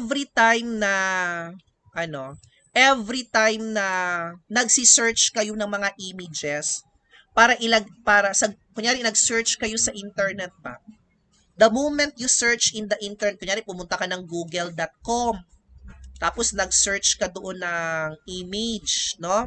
Hindi ka dapat basta-basta lang mag-grab. Kasi hindi pa natin alam doon kung alin sa mga pictures na yon ang merong tinatawag na copyright. Pero okay lang naman na i-save mo siya kung willing ka talagang magbigay ng attribution. Pero minsan kasi ayaw natin magbigay ng acknowledgement Minsan ayaw nating magbigay ng ng acknowledgement or ayaw nating magbigay ng credits. Kasi gusto talaga natin na parang as if tayo talaga ang kumbaga parang tayo talaga ang naggawa ba. Kaya eto yung magiging tips ko, no? To prevent an acts of plagiarism. So eto yung parang magiging suggestion sa inyo, magbibigay ako ng tatlo para maiwasan natin na ma-plagiarize tayo, especially if you do not want to put credits. Kasi there are situations naman din na, like for example, meron kang mga clients, tapos ayaw nilang ilagay or i-mention sa caption ang credits na yon. So if that's the case, kailangan mong maghanap ng mga pictures na free to use. Or kung meron kayong budget, binibili kasi ang mga images online. Binibili. Kailangan siyang bilhin ba yung tinatawag nating credits. Kailangang bilhin yung credits. So that's why, para maiwasan na ma-practice natin ang plagiarism, so magbibigay ako ng tatlong paraan kung paano natin maiwasan ang pagsisave ng mga images, especially if you are not planning to put some credits. Una, meron tayong tinatawag na mga stock photos or yung tinatawag nating photo licensing. For sure, minsan nabasa nyo na yan or na-encounter nyo na yan, yung tinatawag nating stock photos. Kasi meron tayong binibili na license or meron tayong binibili na credits before we are allowed to use them. Kaya kung meron naman kayong budget or if you are working for a client tapos meron naman siyang budget, pwede naman kayong bumili ng mga lisensya or credits sa mga websites kagaya ni istockphoto.com. Pwede rin sa shutterstockphoto.com. Ay, hindi shutterstock.com lang. Shutterstock.com. bigstockphoto.com. Yan. I will just enumerate 3 websites kung saan kayo pwedeng bumili, no? Bumili ng mga licenses. So let me open an example website, no? Si istockphoto.com. Yan. So let me share my screen, no? Para makita natin yung example ng tinatawag nating mga photo licensing sites. Okay. So this is an example of a photo licensing sites. Yung iStock Photo. Kailangan nating bilhin ang credits dito, may bayad. Let's check kung magkano yung pwede ninyong mabayaran. No, yung mababayaran ninyo, I mean. Like sa iStock Photo, no, maghanap tayo dito ng mga pictures. O kunyari, ito, related to the Chinese New Year. Tingnan natin kung magkano ang kanilang presyo. Magkano ang credits. That's why, kung meron kayong passion in photography, you can also create an account here. Pwede kayong mag-create ng account here and start selling it sa mga digital consumers. Pwede kayong kumita ng pera by selling your own images. Just create an account here. Hindi na ako masyado familiar kung magkano ang royalty niya, pero may share of course ang website. So kunyari gusto nating gamitin itong picture na to, itong family na to, no? Celebrating Chinese New Year. Magkano ang credits or magkano ang license nito? You need to pay $33 bago mo magamit ang picture na to. Kaya kung mapansin niyo, napakaraming logo ng iStock. Ang tawag natin dyan, watermark. And the reason why, kung bakit maraming watermark, kasi kailangang bilhin para mawala yan. So naglagay sila ng logo. And a logo is an example of a CTA, di ba, call to action? So kumbaga alam mo kaagad kung sino ang may-ari. iStock, kasi nakalagay yung logo nila as watermark in a form of CTA. So imagine $33, tapos katatlong beses na lang siya pwedeng gamitin. Hindi siya pwedeng ibenta ng maraming credits 33, mahal na yan kung tutuusin. Pero sa client natin minsan may capacity naman sila So that's iStock photo, no? iStock photo. So yung isa naman, Shutterstock. Let's try to open shutterstock.com. Ganon din naman ang Shutterstock. Meron din itong bayad. Kailangan mo ding bilhin yung license, no? Kailangan nating bilhin ang license bago natin pwede gamitin yung mga images na yon. And of course, yung isa pang website, yung Big Stock Photo. bigstockphoto.com. So that's another website where you can buy licenses kung gusto nyong bumili ng mga images na gagamitin ninyo for your visual content marketing. Yung mga clients naman natin, minsan kumukuha sila ng subscription. They are actually getting subscriptions din naman minsan. That is kung meron silang budget, di ba? Pero at least you are aware na para maiwasan natin ang plagiarism, you can always visit mga photo licensing websites like yung mga na-mention ko at pinakita ko sa inyo. Ma'am, wala man kaming $33 para bumili ng license para gamitin lang yung picture na yon. Meron naman tayong tinatawag na Creative Commons licensing or yung tinatawag nating mga free image download. Meron din namang mga websites na pwede tayong mag-download ng images for free. Na kahit na hindi mo siya lagyan ng credits or hindi mo nabigyan ng acknowledgement, hindi ka i-complain for plagiarism. Ang tawag natin dyan, Creative Commons licenses. Kung baga yung mga pictures good ng mga photographers, kaysa naman masayang, binigay na lang nila yan for free to use. Pero yung ibang platform, pwede kang mag-donate. Kunyari, naganahan ka sa ilahang picture, kasi ginamit mo for free, you can actually donate any amount of money. Pero since donation, voluntary lang naman yon. Kaya kung wala kayong budget para bumili ng mga licenses kay iStock, kay Shutterstock, at saka kay Big Stock, pwede kayo dito sa mga Creative Commons licenses, no, kagaya ni pixabay.com. So that's an example of a website where you can download an image for free even for commercial purposes. Pexels.com at saka yung pwede ko pang ma-recommend is unsplash.com. So but of course, marami pa yung available online. I will just enumerate 3. So sa mga websites na to like Pixabay, Pexels, and Unsplash, all images are actually free to use. No? So let's try to visit those websites. Puntahan natin si pixabay.com. Okay? Images here are free. Stunning free images and royalty-free stock. Yan. So mga libre na to. Kunyari naakay spa. Tapos naakay gusto ibuhato na social media card or graphic. So pwede ka magpunta ng Pixabay.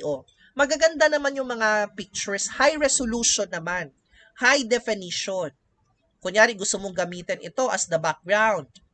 So, you can always download and use this one for free. Nakalagay naman sa gilid on a green button, free download. Ang Pixabay license niya, free for commercial use. No attribution required. So, hindi na kailangan magbigay ng credits. The moment you will download this, so magre-require lang siya ng CAPTCHA, no? Pag na-download niyo na to, there's a pop-up screen, may magpa-pop up na screen na nakalagay doon, baka gusto ninyong mag-donate. Kasi baka gusto ninyong mag-donate ba, like this one, say thanks to the image author. Donate. Pwede. Or pwede din namang lagyan ng credit, like crediting is not required. But linking back is greatly appreciated and allows image authors to gain exposure. You can use the following text. So, pwede mong gamitin daw yung ganitong klaseng format na nakalagay image by, and then the author, tapos nakalagay from Pixabay. Something like that, na? Image by. So, ganyan yung format daw kung gusto nyo magbigay ng attribution. No? Pixabay. Pwede rin kayong pumunta ng Pexels. No? Pexels.com. Pexels. Yan. So, the best free stock photos, no? The best free stock photos na libre lang din. Parang kagaya lang din ito ng Pixabay. Yan, mga libre din. And of course, the third one is what we called, ano nga yung pangatlo? Unsplash. Unsplash.com. Yan. So, this is also a good website where you can download images for free.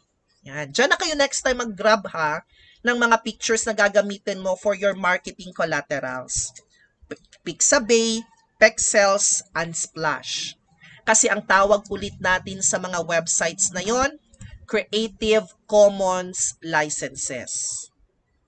And the third one, pwede rin naman kayong pumunta or gumamit naman talaga kay Google. Kung sakaling gusto nyo talagang pumunta kay google.com, meron naman tayong tinatawag na usage rights. No? Usage rights, particularly kay Google Advanced Image Search. No? Google Advanced Image Search. So yan, pwede rin kayong pwede naman kayong gumamit ng Google, but make sure to filter it first based on the usage rights. Pag sinabing usage rights, karapatan mong gamitin ang image na yon. So let me share to you, no, for example, paano ba gamitin si Google. So ganito lang yan. Of course, you're going to go to google.com, tapos di ba magta-type ka dyan ng keyword. Kunyari, let's type the keyword spa. Pag press mo ng enter, di ba pupunta ka man ng images, no, kaagad-agad. Pagpunta mo ng images, huwag ka munang mag-save.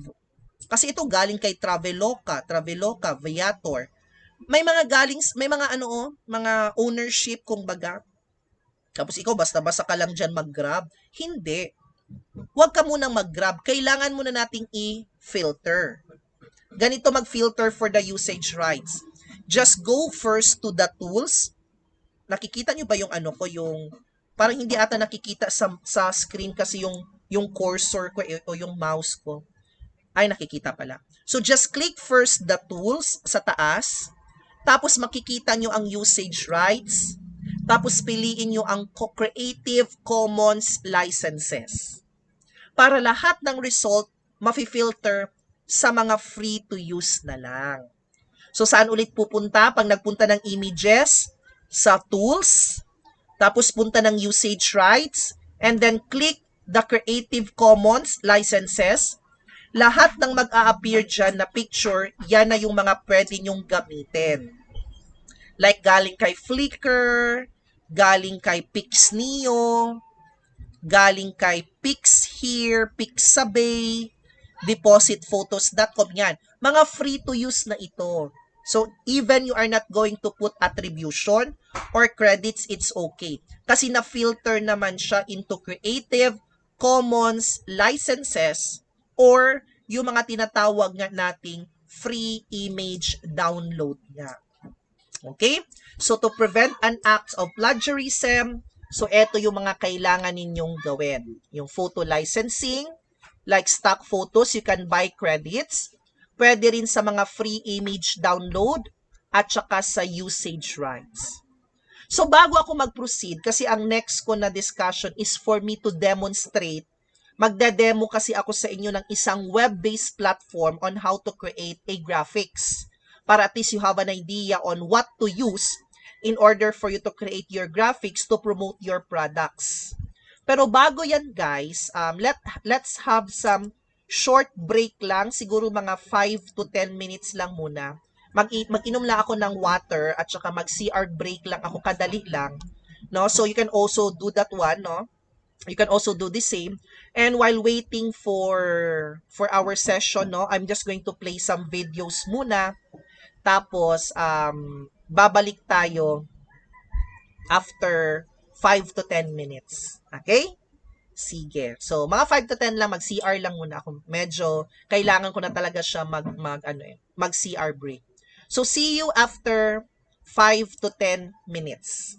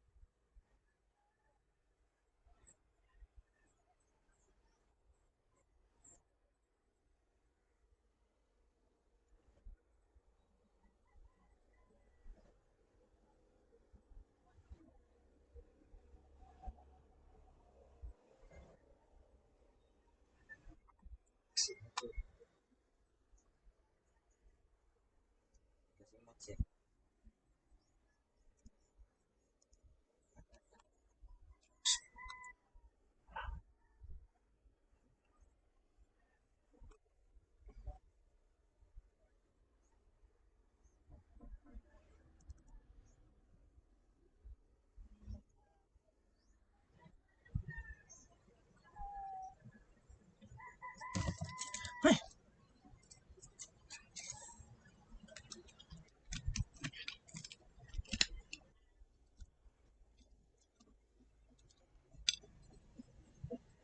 nabantay ka naman na ako.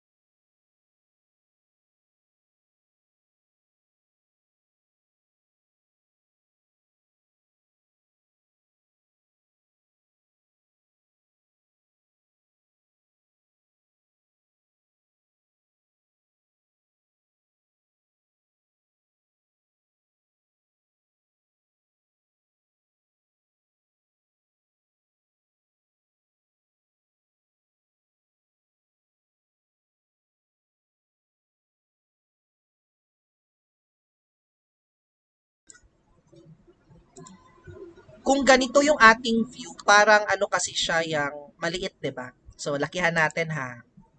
Okay, for a while, let me fix muna something ha.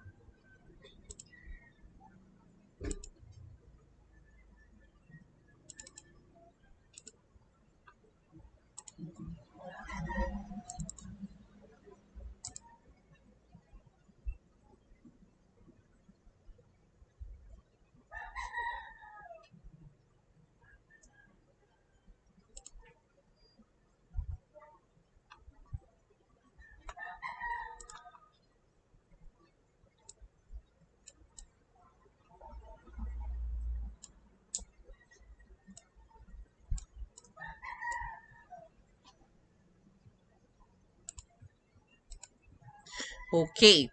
Ayan, so I guess everything is now set.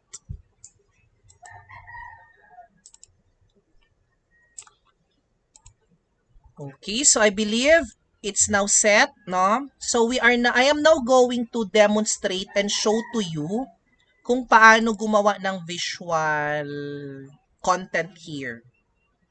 So like for example, meron akong ipro-promote na product, no? Yung ano, ipro-promote natin yung product na durian spread.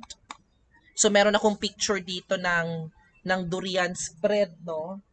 So kunyari we are going to promote this product. Let me show muna sa inyo through a screen, no? So eto. So kunyari eto. So ito yung hawak ko ngayon. So this is a durian spread, no? Durian spread ito. So kunyari ito yung product na kailangan kong gawaan ng visual content or visual material. So, gagawaan ko siya ng image using Canva. Tapos, itong product na to, itong durian spread na to, bali, gagawaan ko siya ng graphics, awareness content, at magbibigay ako ng mga health benefits of durian intake. Kasi, durian spread man siya. So, ang main ingredient niya is actually durian, 'di ba? So, kaya with this, no, with this durian spread, meron akong kinapture ko siya using my cellphone. So, dapat entire screen ang makikita nyo. Let me share back my screen ha, para at least entire screen yung makikita natin. Stop share tayo ng entire screen para at least hindi na ako swap ng swap sa ano ba. Hindi ko na sige i-swap.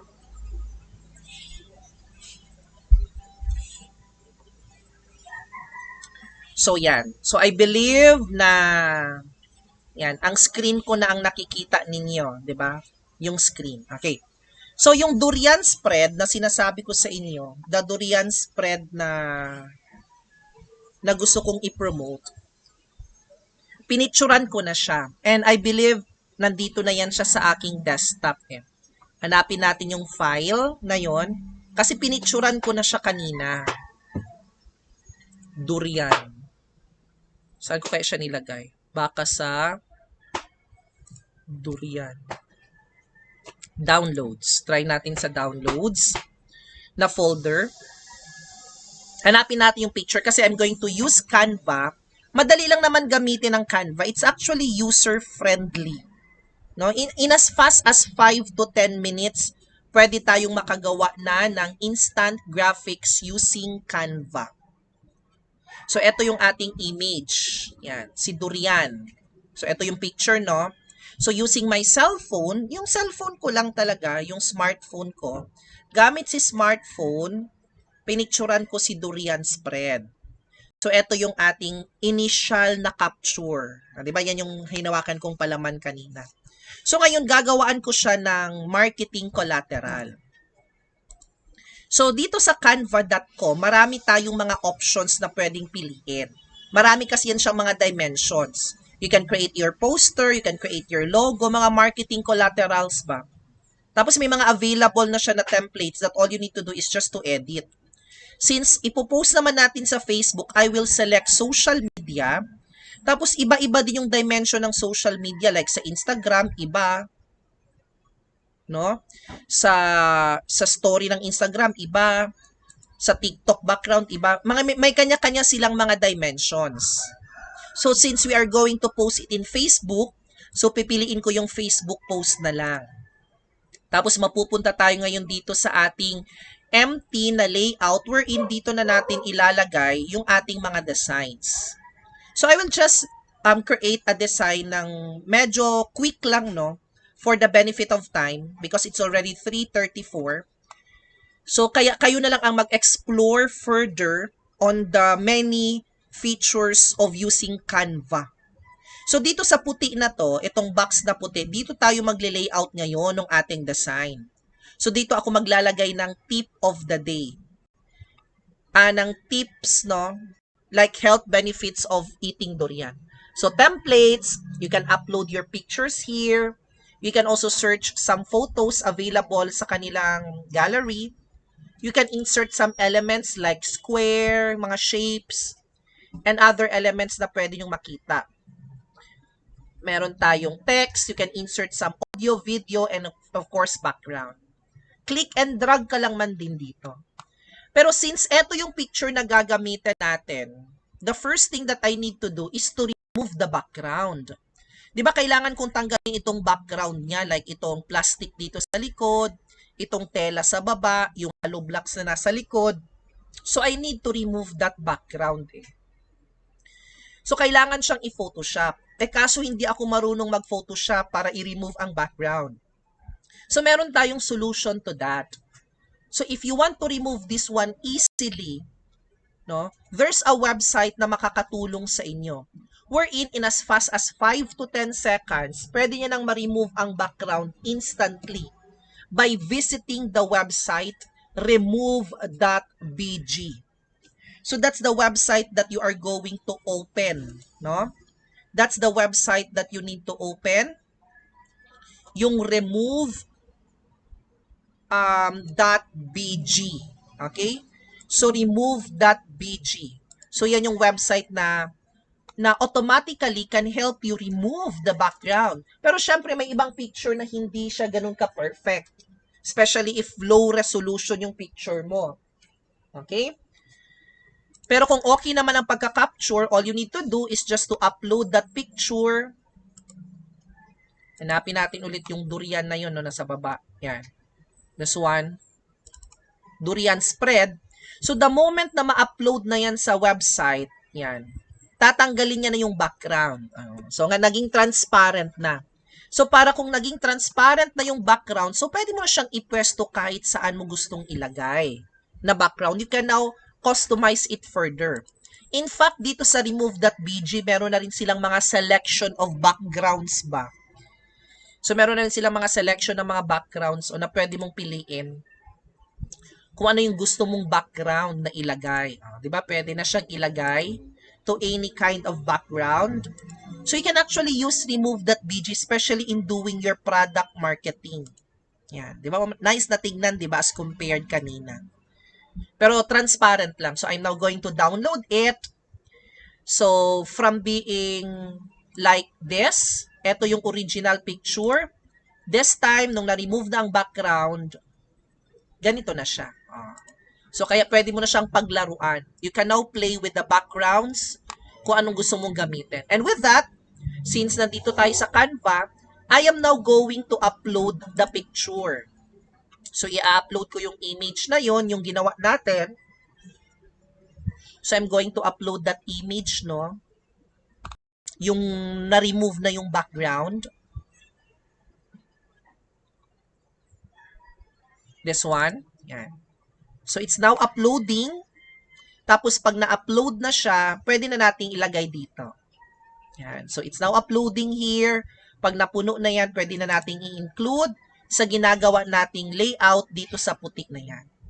Yan. So, nandito na siya.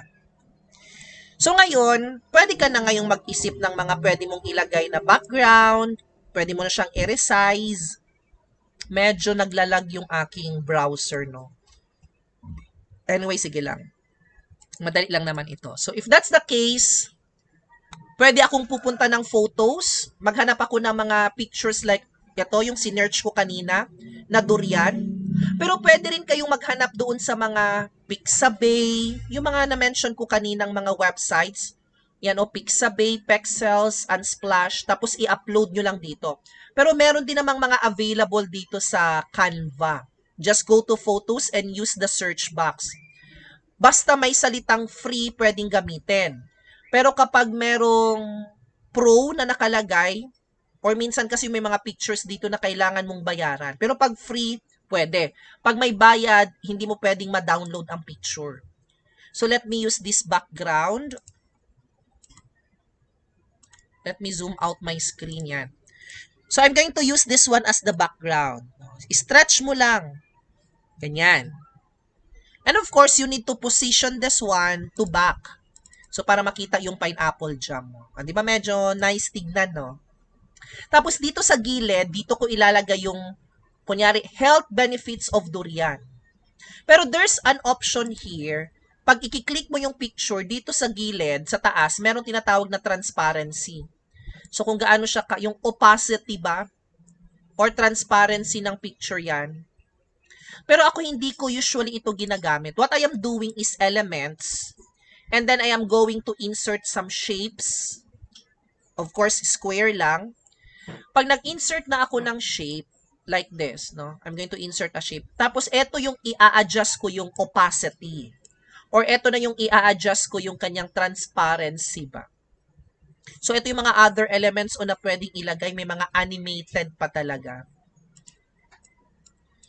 Yan. So, medyo naglalaglag ulit yung aking computer. O, diba? Kung kailan parang ano ba, nagmamadali ka, parang nadidetect talaga ng computer na kung kailan nagmamadali ka, saka naman nagkakaroon ng mga palpak like this. So, let me use my other monitor na lang. My other computer, no? Kasi, since I already started doing the design, andito na rin yan siya sa kabilang computer ko. So, all I need to do is just to share screen. Pero nag-okay naman din. Ayaw talaga. Ang tagal ma-move. Di ba nagalaw na tuloy yung isang durian? So, dito natin gawin ang layout sa kabilang screen. No? Yan. At least medyo hindi naglalag dito. So, let me change my share screen with you.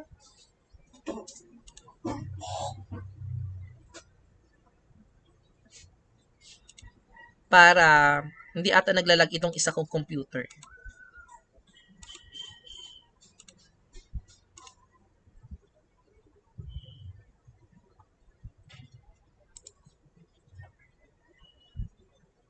So, ayan.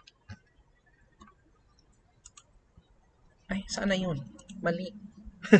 Mali yung na-share ko na mali ang na-share ko na window. Ay, hindi tama. Canva. Yan. So, kasi actually kagandahan ng Canva, no, shareable siya or yung pwedeng i-share to others ba.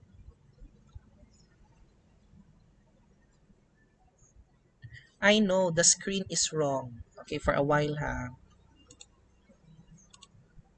Stop screen. Let me share back my screen for a while, guys. Malapit naman din to, don't worry. Hindi naman tayo mag-overtime. Yan. So, Canva nang nakikita nyo sa screen, no? Loading. Okay. So, now, yan. Okay. So, may naka-appear lang dito na pangalan ko. Kasi, alam nyo, 2 beses ko na kasi na-open ang Canva. Kaya na-detect niya na nakalagay yung pangalan. Kasi pwede niyang ma-identify kung sino yung mga, yung nag-i-edit ba. So, gi-close ko na lang yung isang Canva. Okay. So, with this, yan. Refresh natin yung design. So, lalagyan ulit natin ng square. Tapos, kasi doon sa square na yun ang ginagamit ko para sa kanyang opacity. Or yung sa tinatawag nga nating transparency niya. Sige lang, wala naman yung anong pangalan dyan. Okay, so like this one. Tapos, I'm going to insert some elements. Tapos, let's select square again. Yan. Tapos, eto na yung ipoposition natin sa back again. Yan. Tapos, yan na yung lalaruan ko ng transparency. Oh. Yan. Let's change the color of the square into something like green. Yan. Okay? I don't know bakit nandito pa rin itong pangalan ko na Ronald Rambuanga. Sige lang, hindi naman yung kasama sa design yung pangalan na nandito, no? Kasi na-detect niya lang kasi kanina na 2 beses ako nag-open ng Canva. And then with that, pwede ako ulit mag-insert ng isa pang square here. Kasi dito natin ilalagay sa gilid yung ating tips. Yung ilalagay nating tips na sinasabi ko kanina. Yan. So, pwede ito something like, we can change actually the color into like lighter lang sana. Tapos the transparency is medyo ganyan. Yan. Pwede naman nating i-green ulit. Yan, something like this. Okay. Tapos, pwede ka nang mag-search sa google.com, no? Pwede kang pumunta ng google.com tapos maghanap ka ng mga benefits of durian. So, something like that. So, while nagsisearch ako, lagyan natin ng text. Mag-insert tayo ng text. Kahit saan dito sa tatlo, pwede nyong piliin. I will just select add a heading.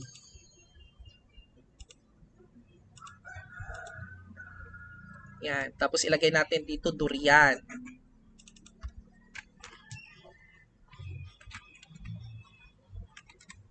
Tapos, pwede ka mag-change ng font sa taas. It's user-friendly naman talaga. Kung tutusin, napaka-dali niya lang gamitin. It's user-friendly. Kasi all you need to do is just to click and drag lang naman eh. Change the font design, change the color. Lahat naman ng mga options nandito na rin sa may taas. Gawin natin something like yellow. O durian. Kasi syempre, kailangan natin mag-provide ng awareness content. Awareness about the health benefits of durian. Kasi pag nabasa ng mga internet users yung health benefits of durian, so there's a possibility na, ay talaga, may ganyang benefits yung durian. Why not, let's buy that durian spread at yan na yung gawin nating palaman kasi marami pala siyang benefits. So just go to google.com and search for something like benefits of durian. Ganyan. So, ito meron ako nakita. What is the benefit? What's the benefit of eating durian? So, I will just grab in Google. Okay lang naman mag-grab kay Google. Okay lang mag-grab. Basta, you need to put again the source para maiwasan ang plagiarism. Kasi you are going to publish man duplicated contents eh. Yan, 6 nutritional benefits. Top 6 benefits. So, dito din mapapractice ang inyong creativity. Diba? How creative you are in designing your layout. Pero at least hindi na talaga natin kailangan ng, hindi na natin kailangan talaga ng Adobe Photoshop para mag-create ng graphics natin. Yan, top 6 benefits. Okay? Tapos, ilalagay na natin yung 6 na benefits na nakikita ko dito sa Google. Yan, ika-copy-paste ko lang dito ha. Mag-insert tayo ulit ng text box.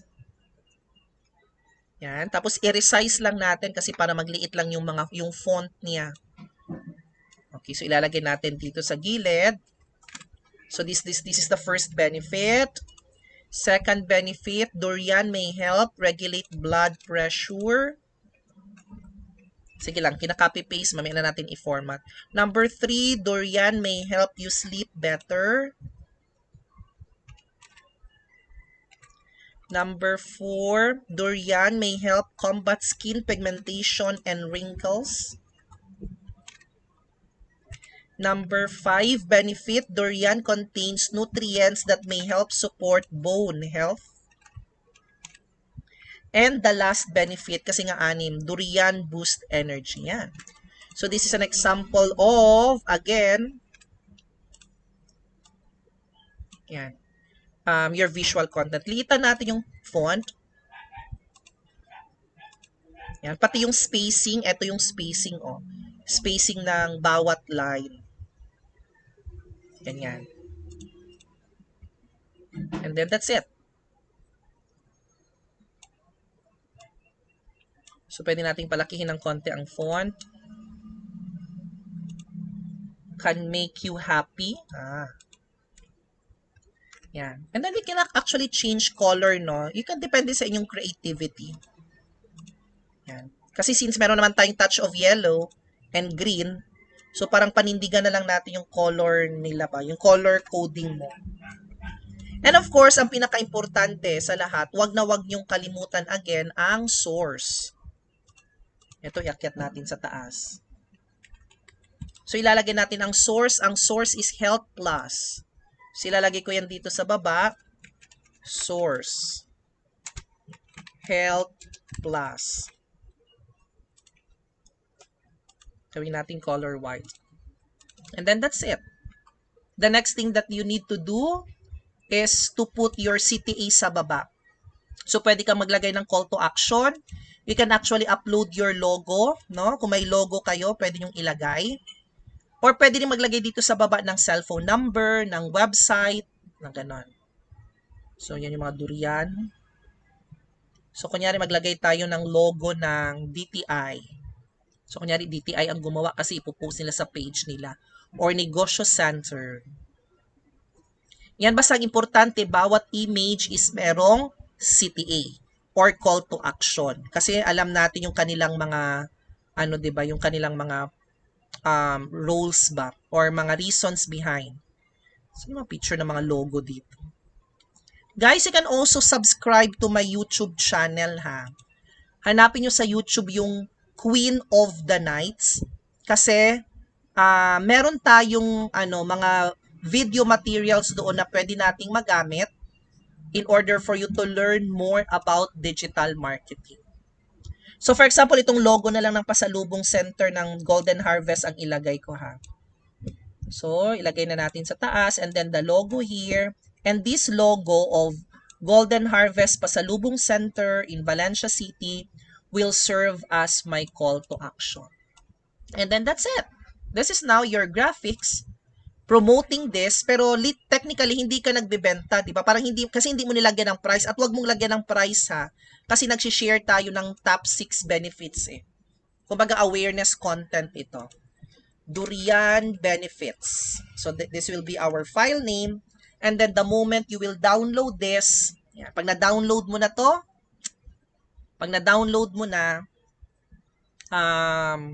tawag dyan, pag na-download mo na, meron ka ng graphics na pwedeng gawin. So that's how you are going to create your graphics using, again, web-based platform like Canva, and of course, pwede rin yung poster my wall.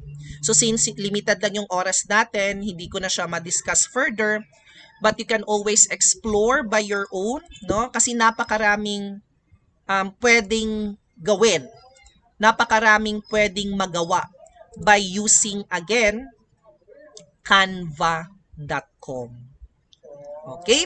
So with that, since it's 3:52 already in the afternoon, so pwede na tayo ngayong I can now open for some of your questions kung meron kayong gustong itanong about visual content marketing. So again, guys, in order for you to create your good graphics, kailangan talaga nating pag-aralan on how to be creative as much as possible. So, as a reminder, final reminder na lang tayo kasi we are about to end our learning session. Merong nilagay na na link, sa ating chat, sa comment section. Ang link na yon is the link for your attendance sheet. And the other one is the link of your CSF or yung tinatawag nating client satisfaction feedback form. Okay, yung client satisfaction feedback form. So I suggest na if you want to receive your certificate for this webinar, kailangan yung i-fill up yung dalawa. So kung wala na tayong questions, so gusto kong pasalamatan kayong lahat for actively participating this afternoon para sa ating visual content marketing na webinar. I hope you learn something on how to create basic designs in order for you to convey valuable information in an engaging format. Okay. So again, I am inviting you to subscribe to our YouTube channel. Hanapin nyo na lang yung Queen of the Nights. And you can also like our Facebook page, Nights of Online Marketers, if you want to receive more updates about our activities. So with that guys, maraming salamat. Wala naman ako nakikitang questions, no? Again, maraming salamat sa lahat ng mga nag-participate ngayon. Thank you for investing your time to be with us.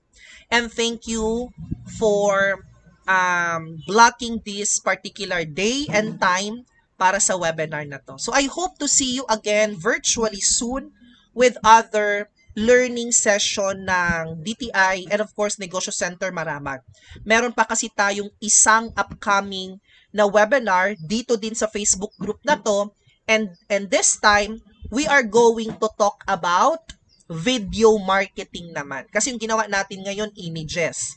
Sa video naman, marketing, we are going to discuss about how we are going to make use of videos into its full advantage in terms of promoting our products, our services, or our brand online.